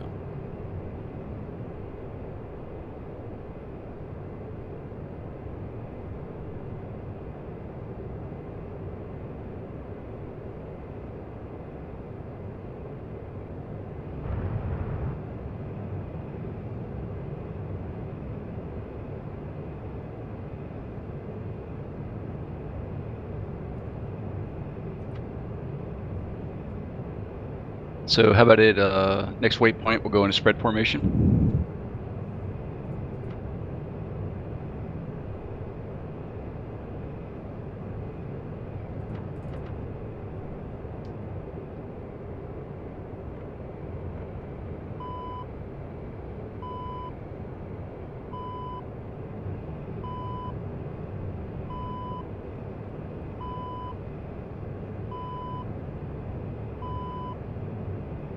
Somebody's calling someone out. Who has their anti-collision strobe still on? That'd probably be me. Right, No, I'm clean. Is it me? I think mine are. Yeah, mine are still.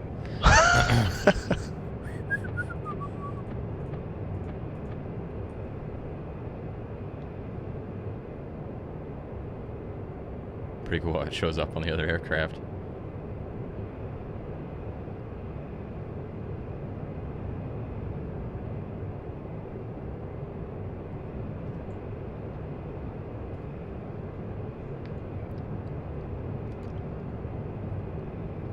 I don't think I've ever had so many Halls throat lozenges in my entire life.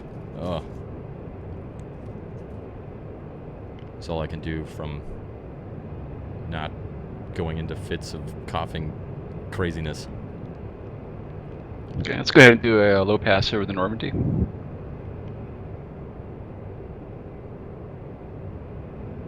Regarding Not a left, good right, idea, Mav.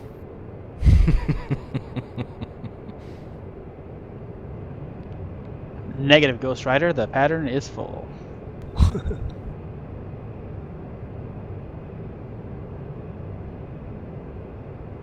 So since no Swedish military airfields have left and right runways, what we're doing is just one of the runways, basically. Seems a decent compromise.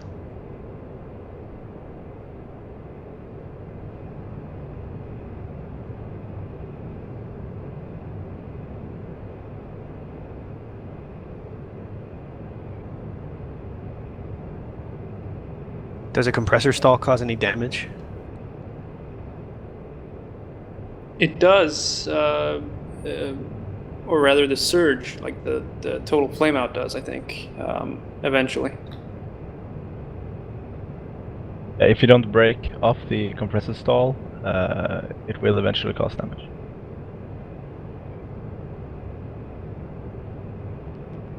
I'll do another one eventually when we're egressed from the target.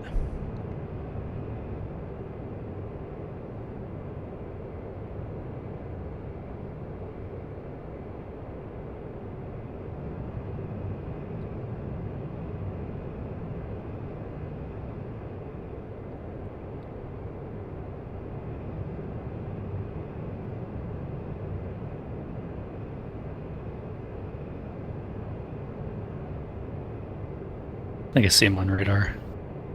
At 120? Yeah.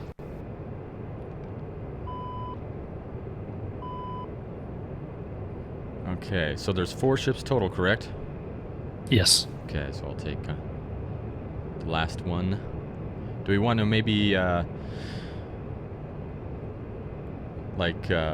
Wags, if you want to fire the RB4s, do we want to wait until those hit, or how do we want to do this here? So do we know which is the biggest threat of the 4? The two middle vehicles are the frigates. Okay, so let me go ahead and I'll target the one of the 2 middle ones, and then how about we give it a 20-second count, and then you guys move in. The lead is also got a OSA. Oh, Copy.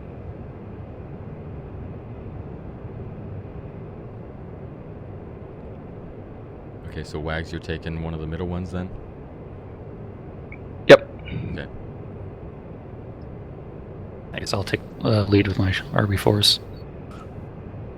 Okay. and then I'll pop up and come after whoever's one of the threats that's left. There's a tanker, right? Or a cargo ship? That might be easier to hit with the RB5s. Actually, yeah, I was going to say, since the frigate's going to shoot back at me, do you want to take the frigate and I'll go after the tanker with the RB5s? Sure. I got 4 Mavericks for the job.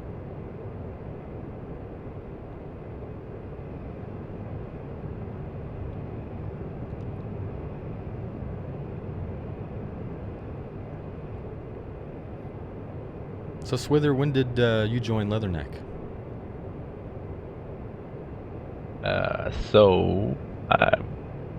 Soon, I guess, 1.5 years ago, something like that. Mm-hmm. Where are you from? I currently live in Stockholm, Sweden, but I grew up in southern Sweden. So Ah, cool. I've already seen some people in the chat comment on my dialect.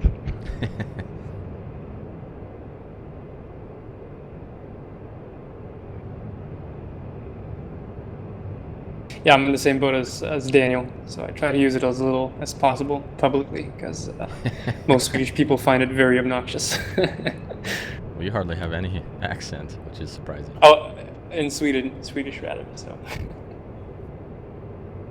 We're basically Danes to the rest of Sweden.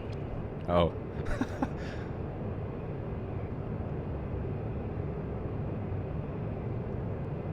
So we're just about 60 kilometers right now from our targets.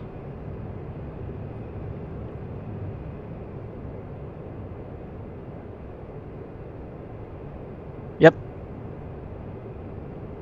Let me get a shot of it here. There they are, just coming into view.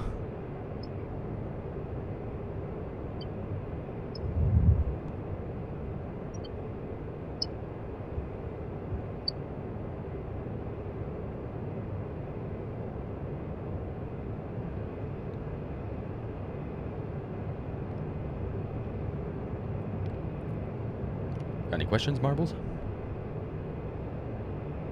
I think we pretty much fielded all the big ones, but I will put another appeal out to everybody who's joining the Twitch chat. Guys, if you have any specific questions that I have not noticed or I've forgotten or just I've blown over, please let me know. Anything about the Viggen that you're curious about, please put them up. So I have one that I'm not sure if it's a DCS question or a Viggen question, but in terms now that we've got a little more anti-maritime capability in the sim, is there a plan to put more ships, more targets in the world?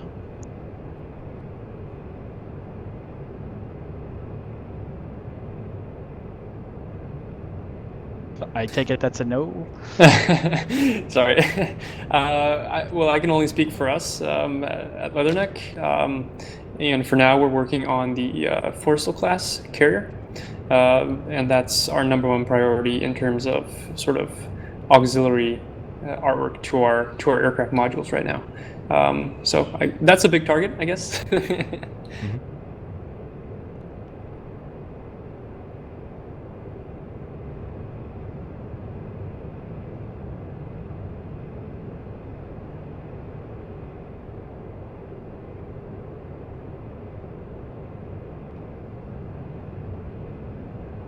I got 3 blips on my radar, although one of them looks like it might be a double.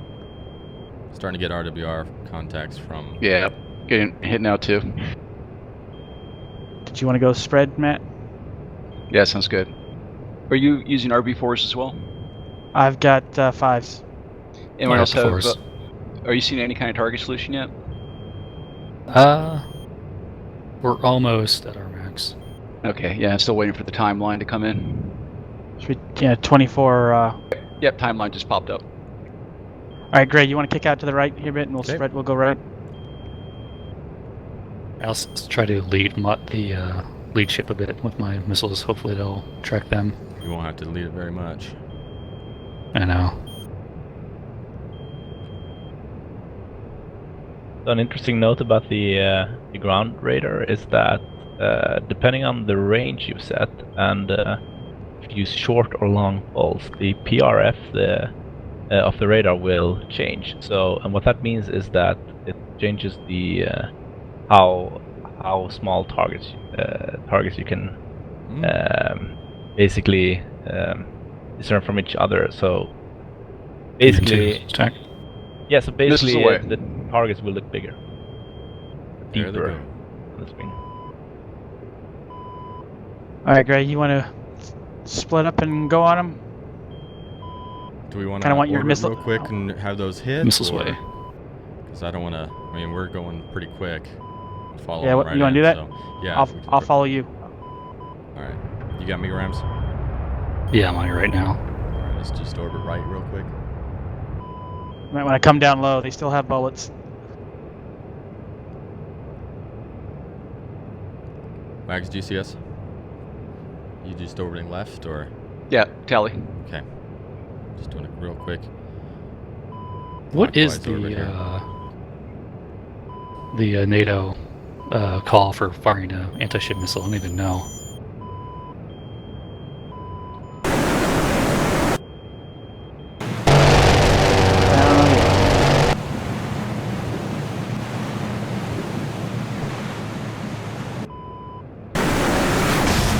Well, looks like one of them hit.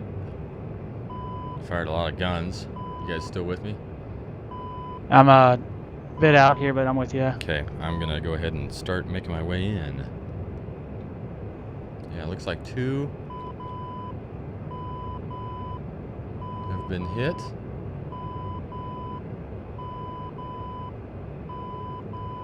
Yeah, I think 1 is like sunk already almost or something.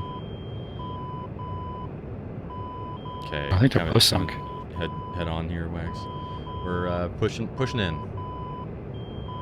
All right, looks like the tanker is the rear vehicle or the rear ship.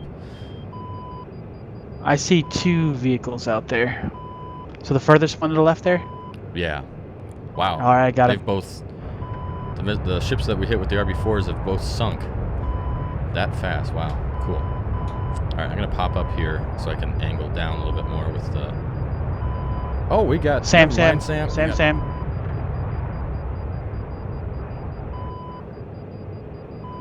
Defeated. Oh, jeez. That's coming from another the one. left ship. I'm gonna get some distance here. I'm peeling off to the east. Same launch. And it's defeated. Okay, I'm gonna have to. Whew. My heading is around 150, just burning out. Then I'll come back in and lock them with the RB-75. Yeah, I'm blind. I'm 135. Oh, I got you, Tally. Visual, excuse me, visual. Okay. Left turn here. I'm gonna come back in broadside on him.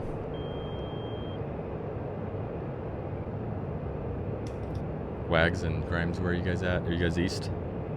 I'm just orbiting. Okay. Yeah, ditto. Orbiting to the east. Gonna have I'm to more west of it reacquire. though.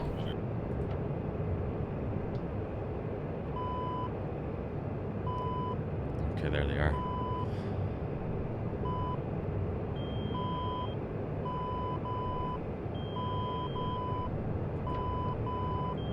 Running in.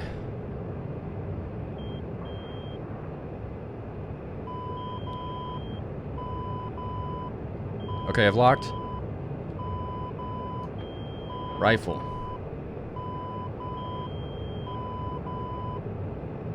So, regarding gravity friendship missiles, it's Bruiser, according to our lead researcher. Bruiser? Yep. Okay, I'm flying underneath someone. Someone's flying directly towards the target. Yeah, I gotta get Same close to launch, launch same these fives.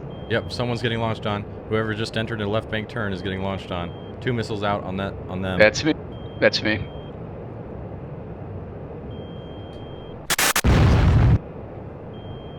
I think you shot the Maverick.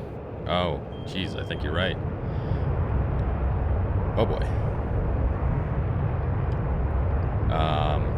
Eric, are you still with me? He just fired a photon torpedo. Oh god. Oh, did he hit him? That's direct hit. Oh, nice. Which one did you hit? The Tanker. tanker? Okay.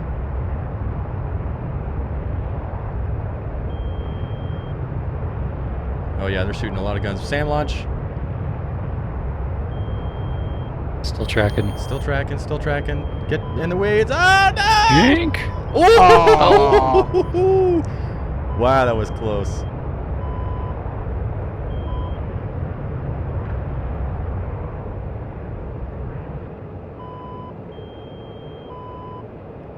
All right. Turning in here. Let's see if I can get this.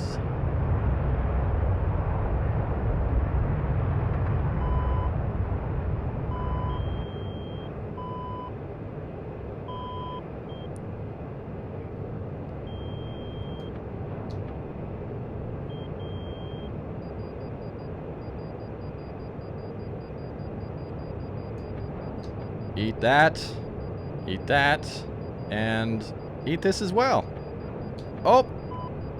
There he's Same launched launch. on me.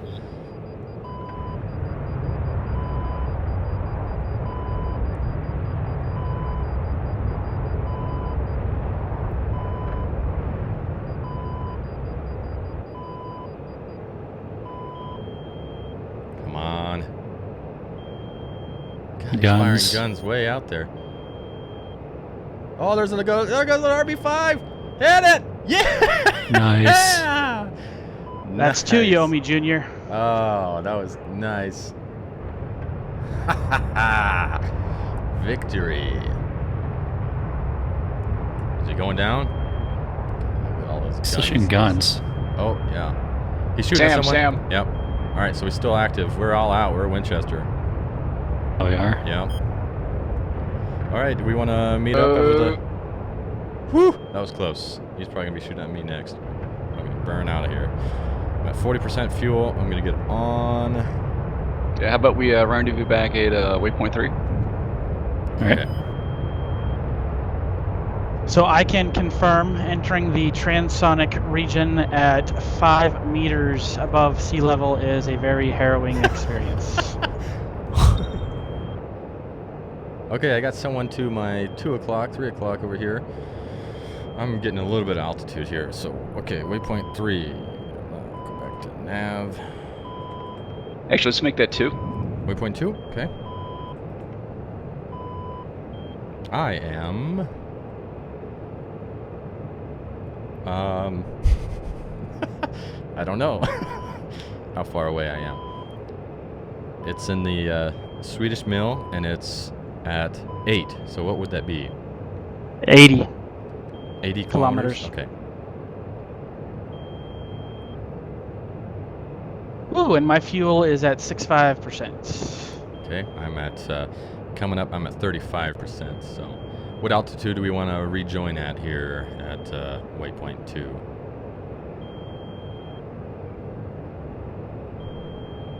How about we shoot for 1,000 meters? Okay. Wow, that was awesome. That's cool seeing those RB5s come in at a different angle, not of your, not in your HUD, your own HUD. He's gonna be limping back to somewhere. All right, I'm going 0.84. Wags, what's your distance to... Oh, I got someone right in front of me here, actually. Are you climbing? I'm looking at 11 kilometers. All right, my Christmas tree's on. I'm, Oh, yeah, 60 out. I'll turn mine on as well.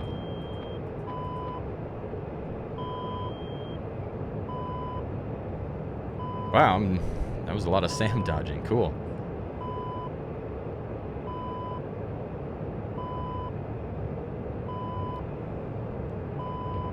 Okay, coming up on someone here.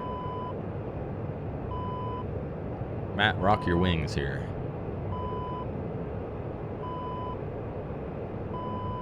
That's me rocking. Okay, this must be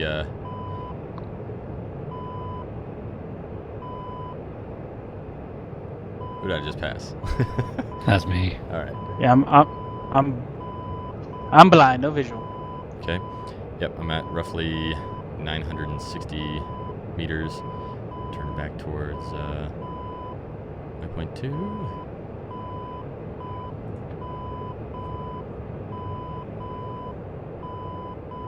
I'll go ahead and silence my RWR.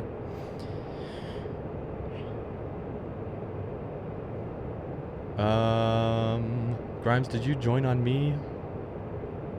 Yeah, I am. Okay. You're going quite faster than I was. Then Eric, I think, if this is you, we are to your 10 o'clock. Coal. X. Okay, I think I'm north of you guys. What's that, Wags? I'm north of you coming south. Oh, DCS? Yeah, I cheated, went to F10. Oh, okay. So yeah, then Eric, we're I think to your 10. DCS if he's Yeah. in way in. Yep, no, I got you. I'm zooming in. Okay.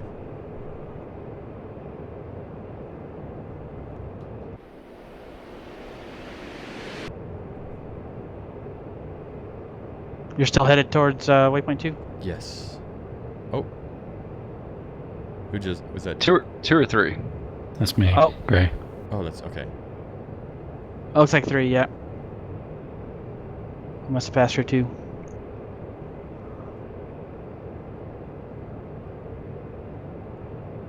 We're near the Normandy. I see it on the radar. Yeah, I can see it visually. Do we Is wanna it our just 11 meet- o'clock? Yeah. Meet over the Normandy, pretty much. Sounds good. Okay. Coming left. Millennium Falcon coming left. Boy, you know some maneuvers. He's listening lazily to the left. I am.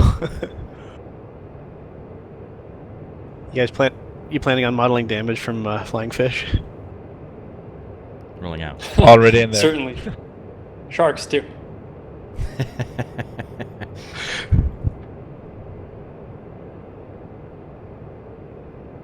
All right, I think we are, about 12 kilometers or so from the Normandy here. Okay, visual. Running under. Excuse me. Excuse me. Excuse me. Muscusi. Excuse me. Muscusi. Excuse me.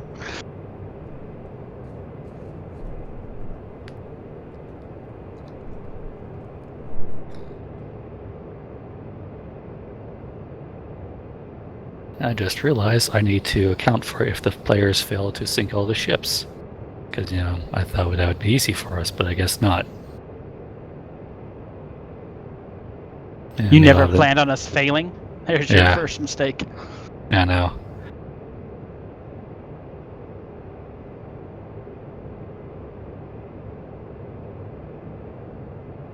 So how about Grimes or Gray take the lead back to the landing airfield? Or the runway?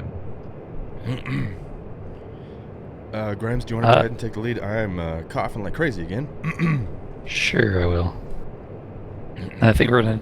You guys want to try the road landings or what? Einstein sounds does, fun. yes. All right, it should be waypoint 5.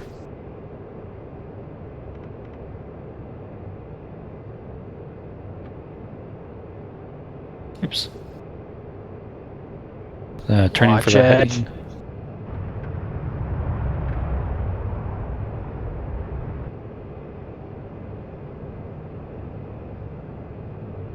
About 0, or 10, I think.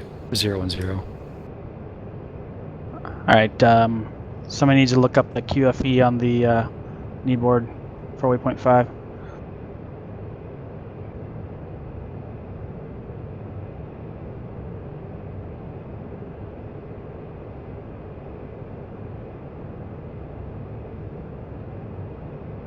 All right. Yeah. Fling. I totally feel alive right now. Ugh. Do we have any more questions from the audience, Marbles? Oh my god, a butt ton. Okay. So we're going to go back in time like 15, 20 minutes. Okay. Will you be able to set the different modes for the RB-04 in the armament menu? Yes, there's an angle jump selection change, and you can also set in group mode which ship it's going to target, if it's the first or the middle one, I believe. There's a few options there. And of course in the cockpit you can switch between group mode and single mode. Okay. A question about the flight model itself. What is the top speed? I guess they're asking about VNE. Ooh, Slow good question. down No a idea. little bit, about 750. No, I wish Ragnar was here. Yeah. How effective is BK-90 versus a column of, say, 5 tanks?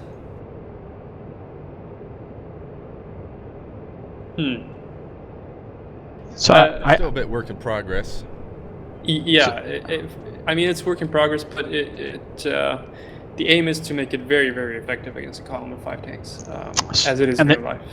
And there are 2 sub-variants of that BK-90, right? The MJ1, which is for soft targets, and the MJ2, which is specifically for armor. So it should be lethal.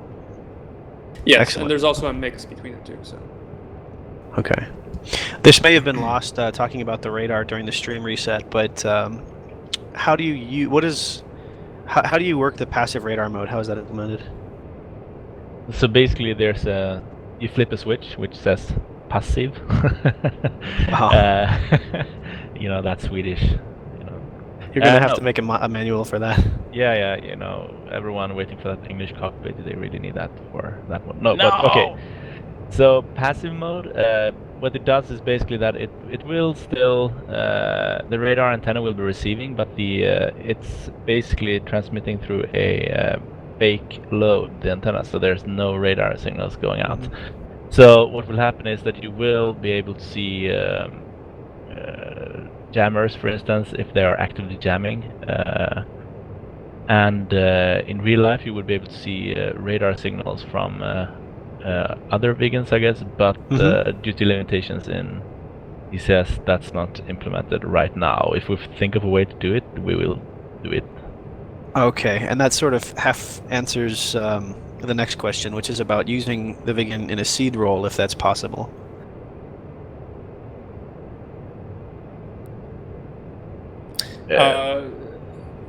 Sort of. I mean, it more in a recce role, I guess. It's useful in a recce role. There's also a function in the RWR that will triangulate the position of illuminating radars, for example. And once you land, you can actually read that data back.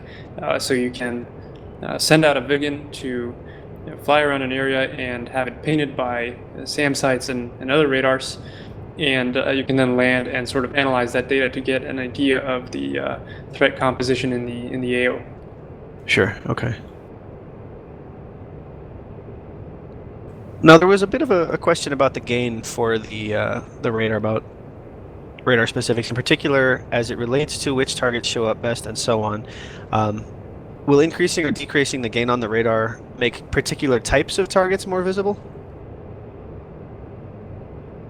Well, in a sense, I mean, if you think about using the radar in air-to-air mode, and if you're above sea, for instance, there might be really, I mean, it would be very smart to really crank that gain up, because then the smaller targets will be shown as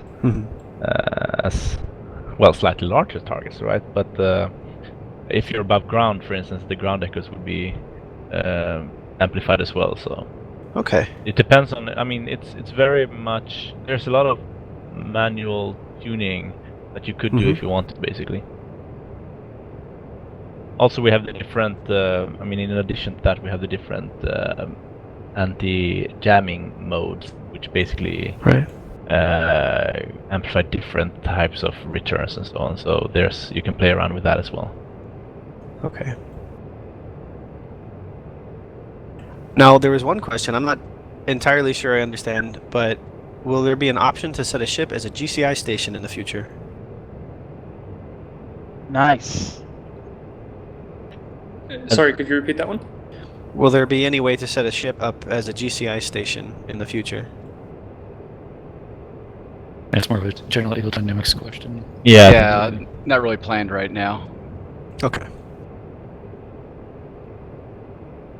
Again, with Hornet and a lot of more focus on the naval aspect of it, it's possible in the future, but right now it's not in that priority list.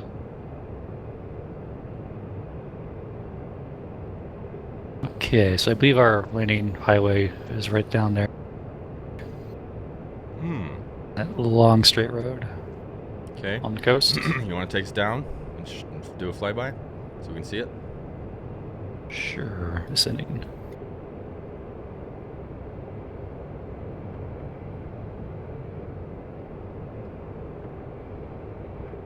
Pretty important question. I'm going to bump this up to the front of the line. Who here is wearing pants and who is not? My agent told me not to answer those kind of questions today. No comments. I bet the Viggen is at least 80% developed pantless. So. Yeah, one of the joys of working from home. That's Yes. right. Very Alright, that useful looks software like it's development it metric. down there. That's quite a long road. So, which direction do we want to land from? Probably the direction we're going now because the wind's going against us. So. Okay. Who goes first? Who's first? Yeah. Lead goes first. I could also land on this bridge. I mean, could be entertaining. But all right, I guess break off.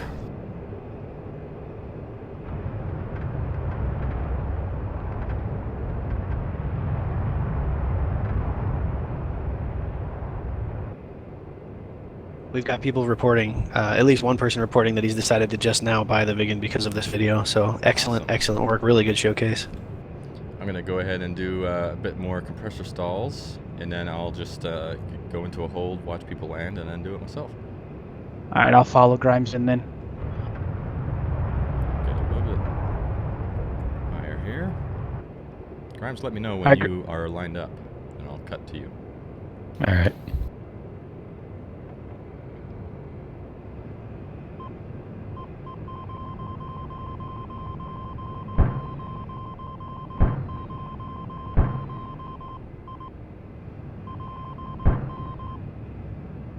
Turning for final.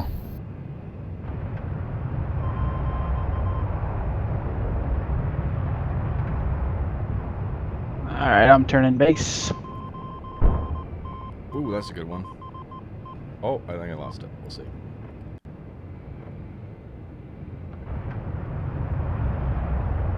All right.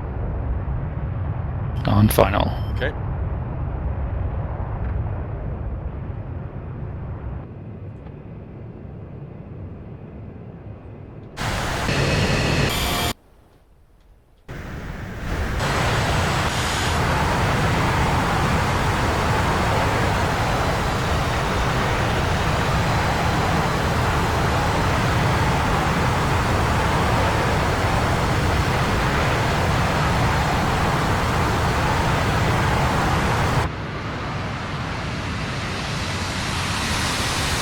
Oh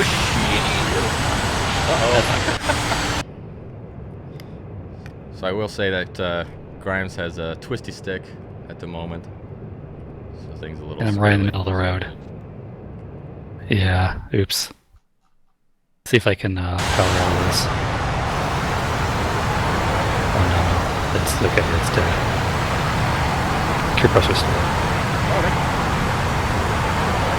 All right, I've landed. Okay, I want down with it.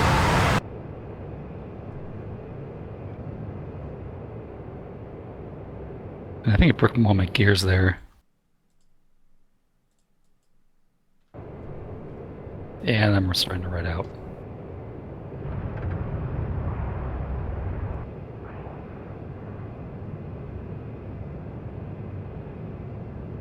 So with the Viggen having road landing capability, is there a plan to put indicators, blinkers on this thing? No, that's mostly up to your voice acting skills to signal appropriately. We could always ask Saab if they want to retrofit it. I mean, there's only one working AJS Viggen out there now, so shouldn't be too expensive, right? I think it just pulled off from one of their cars, right? Something like that.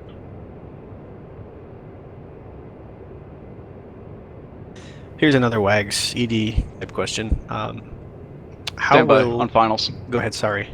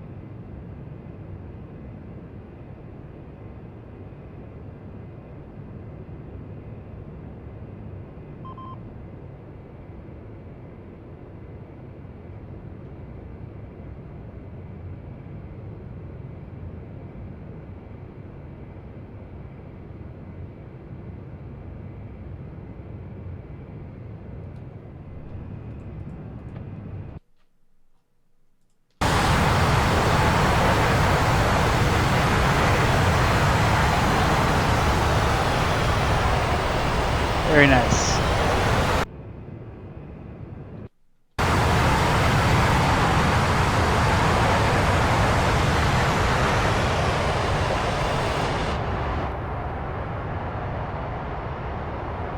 We got a little Sorry. traffic Go ahead. jam up here.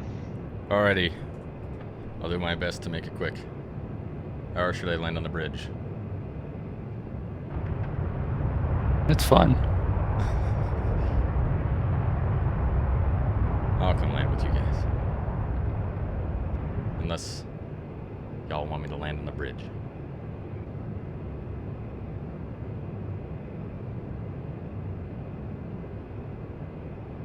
Alright.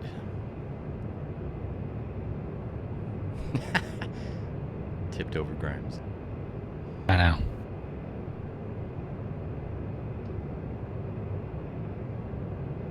Okay.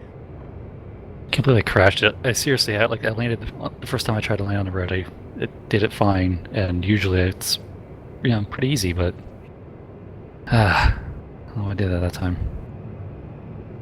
It's because there's a stream. Yeah, probably.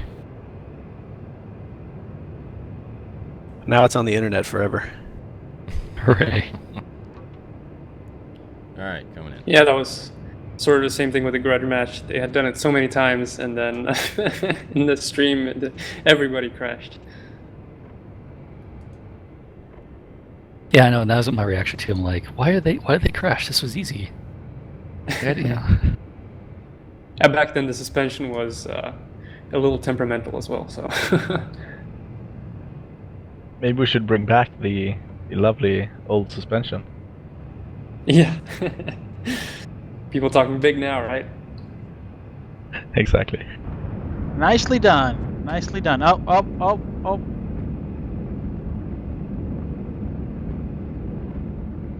Well, if you land on the bridge, the suspension, the front wheel likes to bounce up and down a bit.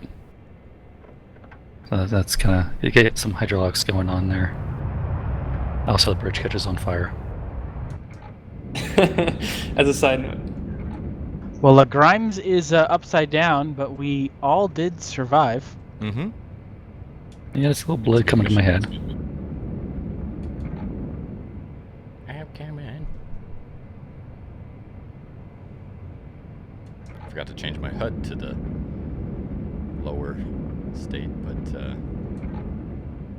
it's really cool to not even have to touch the brakes. You just activate reverse, and even in an idle, it does enough to really.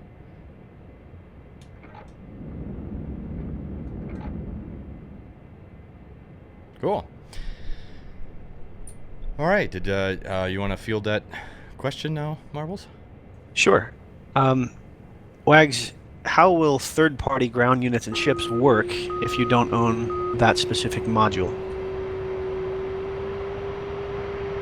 Well, right now we don't have any official third-party ground units, for sale. Now, if and when we do that, come up with a plan. But right now, given that we're really not selling that kind of product, there's really no contingency for that. Okay, so it's just not in the works at this time. Yeah, and again, if in the future we do have some third parties who develop ground units, we'll figure out how we're going to do the licensing and sales plan then. But we'll cross that bridge when we get to it. Super cool. One question is, in the manual, it states that bird strikes can cause the canopy to shatter. Is this modeled? No, it is not. Okay. I've never yet to hit the bird in DCS, so I guess we'll know when we do that. Yeah. A question about the radar and a dual monitor setup. Will it be as easy to port the radar to a second screen as it is with the MiG-21? No idea, haven't tried, but hopefully. You can do that with the Yeah, MiG-21? Wow, I it's, didn't even know that. We've heard it brought up a few times, and we know people like to put stuff on separate screens. So we're gonna check that out, and hopefully, if it doesn't work right now, we can maybe do something to accommodate that. Our main focus at this time is to really get the normal use cases out there, and then we figure out these more special. Yeah, and things like inputs and stuff like that. It's going to be hopefully we get as much as possible into the aircraft on release. But of course, there's so many permutations and wishes from people that we're probably going to be adding a lot of that stuff as we go along. Okay. Cool. Here's a very, very specific flight model question. It's very interesting about the damage model and the flight model. The manual talks a lot about the nozzle controls on the afterburner during afterburner ignition. Is damage to that system modeled? In other words, could light damage take out your afterburner while you're flying? And would that damage be reflected in the nozzle position indicator? It should. We have, I think, one of the most damageable components in the Viggen of all the aircraft in DCS right now. So there's a lot of different systems and components that can become damaged and stop functioning. If that specific system is one of them, I'm not sure, like off the top of my head, but we've tried to make sure that every component that does get damaged has the appropriate effects on the aircraft. Sure. Metric or imperial? Metric. Obviously. Yeah. Will we have English cockpit during the initial release? I hope so, and if not, it's pretty much going to be on the top of the list for me personally. But I really hope we will get it in before Friday.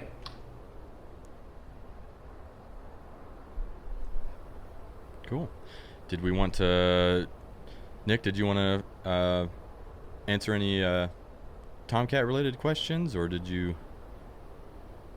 I mean, we can if there are some specific ones, I guess. Now I'm sure everyone is furiously typing. We will take 5. We'll say 5. It's delayed by a bit more than 5, Gray.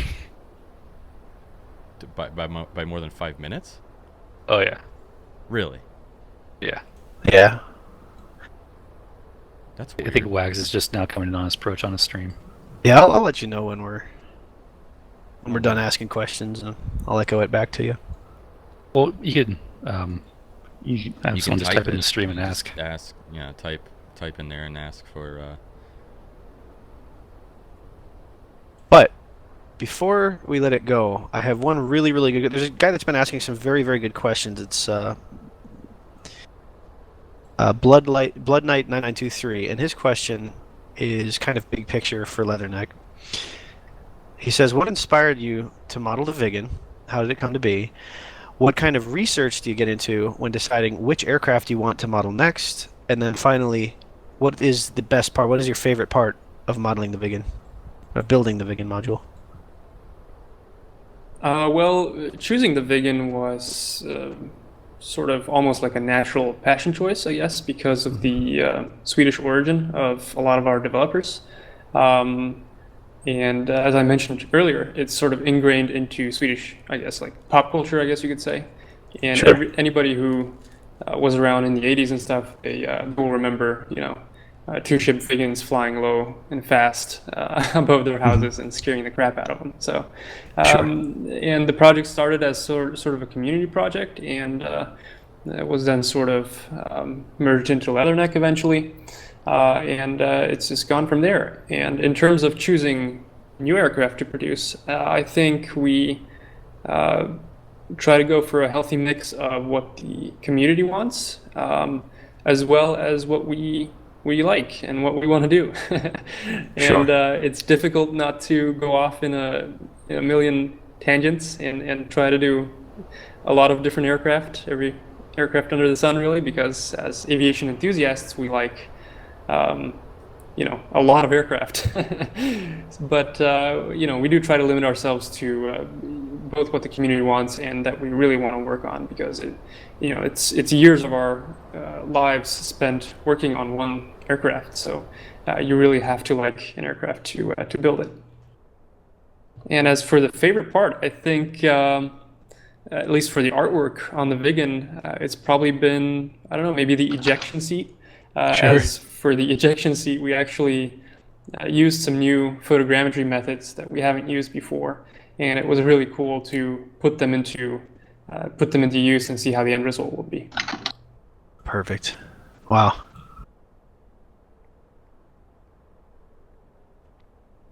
Well, thank you guys for your patience. There's been a hell of a lot of questions, and you've been very clear in your answers. I really appreciate it, and I'm sure the community appreciates it too. Yeah, no worries. Thanks as well.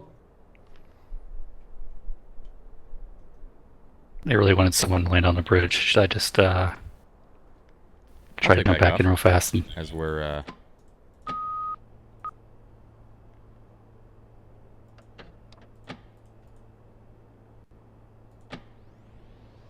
Should Oh, be well, space. Oh, I think you're also talking about how low you are on fuel, Gray. oh Apparently, you're super low. yeah. I just realized that the back end of my Viggen's got a bunch of speed holes in it. Apparently that last SAM got a little closer than I thought it did. Yeah, I was noticing that. I was gonna say something.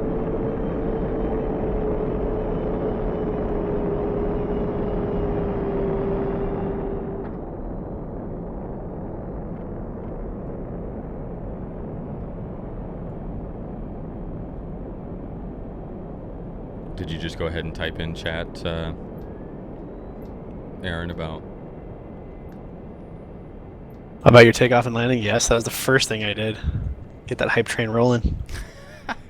No, I meant about the Tomcat related questions, but Oh, do this no, here real no. quick for the viewers.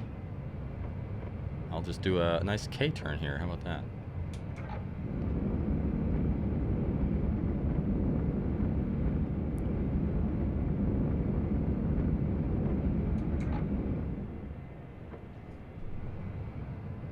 Turn around on a dime.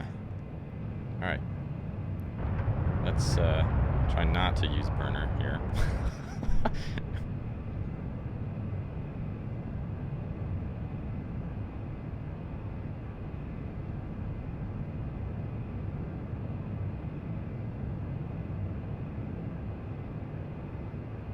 Wow, she feels pretty light, that's for sure. Just gonna leave the gear What out. fuel do you actually have? Like 4% maybe? I'm Okay. at 45. I can see if I can do it too.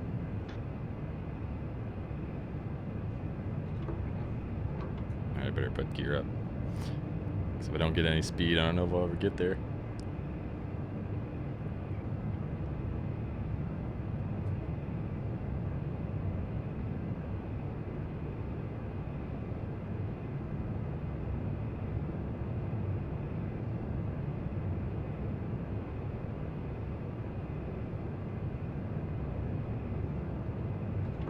Alright, gear coming back out.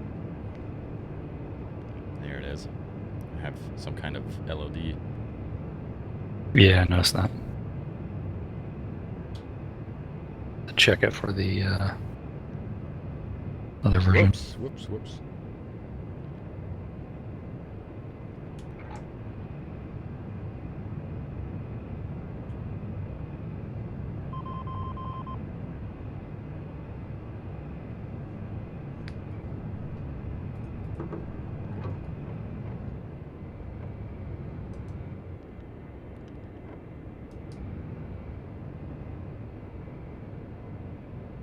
Oh no! Oh no!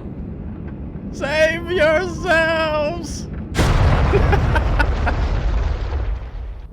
So is it the bridge just north of where we landed? South.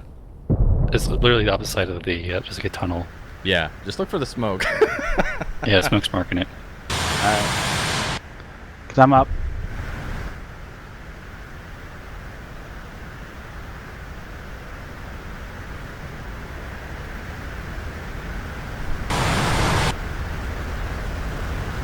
You see the smoke? I see the smoke.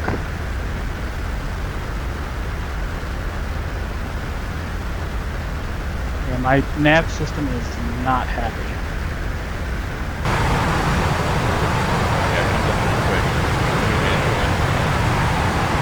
I'm gonna do a flyby first, see what it is, and then circle around. I still got like 40% fuel. So I'm good. Oh, there it is.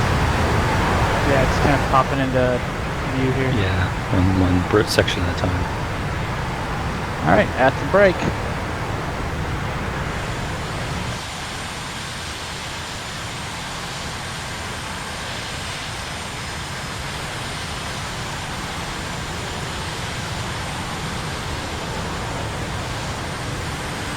That smoke didn't last very long. Well, I had no fuel.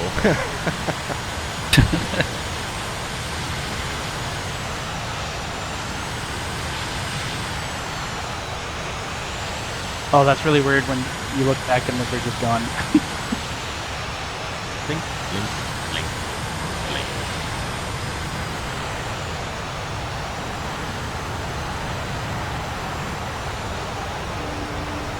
Oh, your gear's coming back up.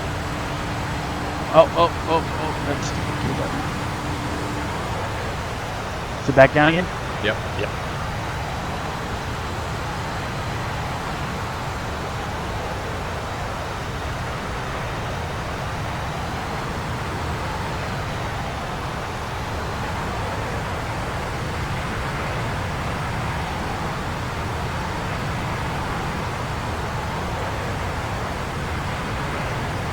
My auto fart control is not working like I wanted it to. You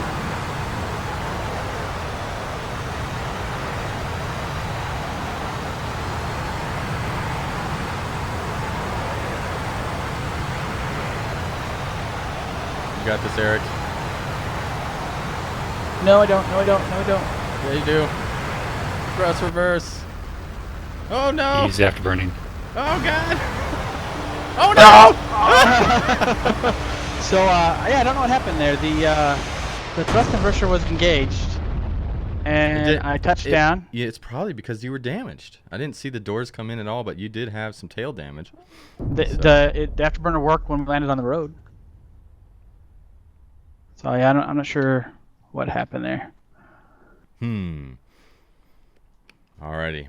So, any more questions? Has the stream caught up with requesting on any? Very nearly.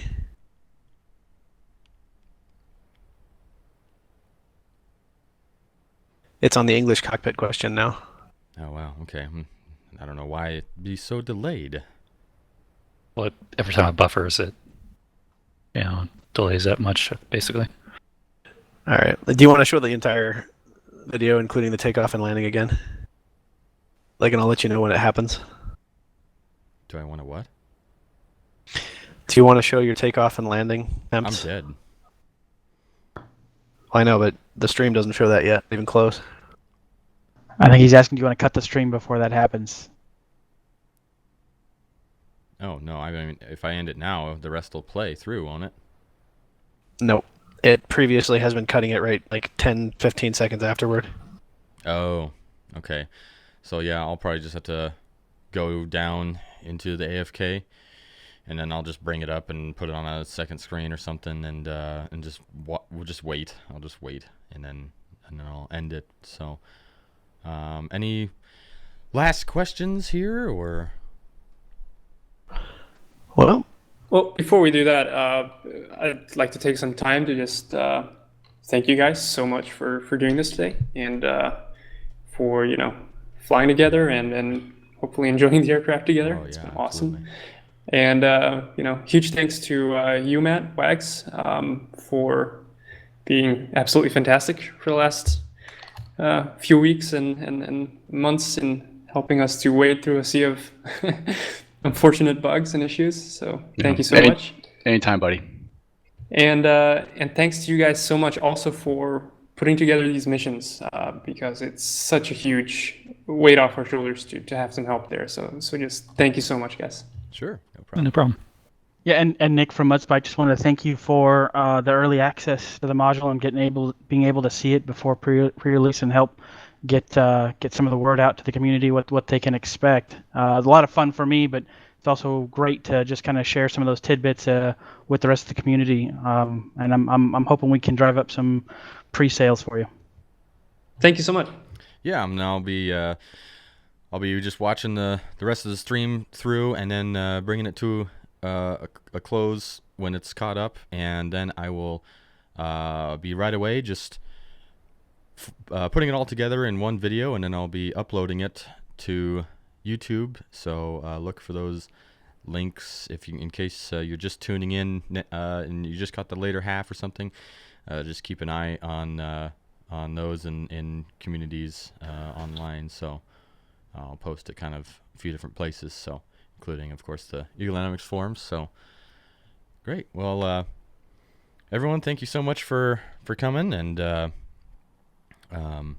Nick and Swither and Wags and everyone. So thanks a lot. It was a lot of fun. Hopefully we can do this again in the future sometime and do another co-op mission to showcase other things as well. So You bet, and thanks for the invite, guys. And I think Leatherneck has really knocked it out of the ballpark with this one. And like has been said earlier, I think in many ways this module brings a whole new dimension that hasn't really well been represented in Eagle Dynamics products before. And given that and the level of quality, I think this is gonna be a really special product. yeah. So click on the links below if you're wanting to find out more, and especially get the Viggen pre-ordered. There's still time to do that, and release. Just be looking for that this week. And there's much more content to come from other people out there to come this week. So just keep an eye out for more Viggen happenings, and get ready for get read up on the manual, and we'll see you Friday. So thanks again, everyone. I'm going to go ahead and just go F10 here and then just go AFK channel. So I won't be able to talk to you guys until the stream's totally caught up, but if you got to run, that's fine, I understand. So I'm going to just go AFK and just bring up the stream and just get it all caught up so nothing gets cut off. So thanks again, guys, and we'll talk to everyone later. Thanks, viewers, for tuning in. Gray. And, Later, guys. take care. It was a lot of fun. Bye. See you guys. That was fun. Bye.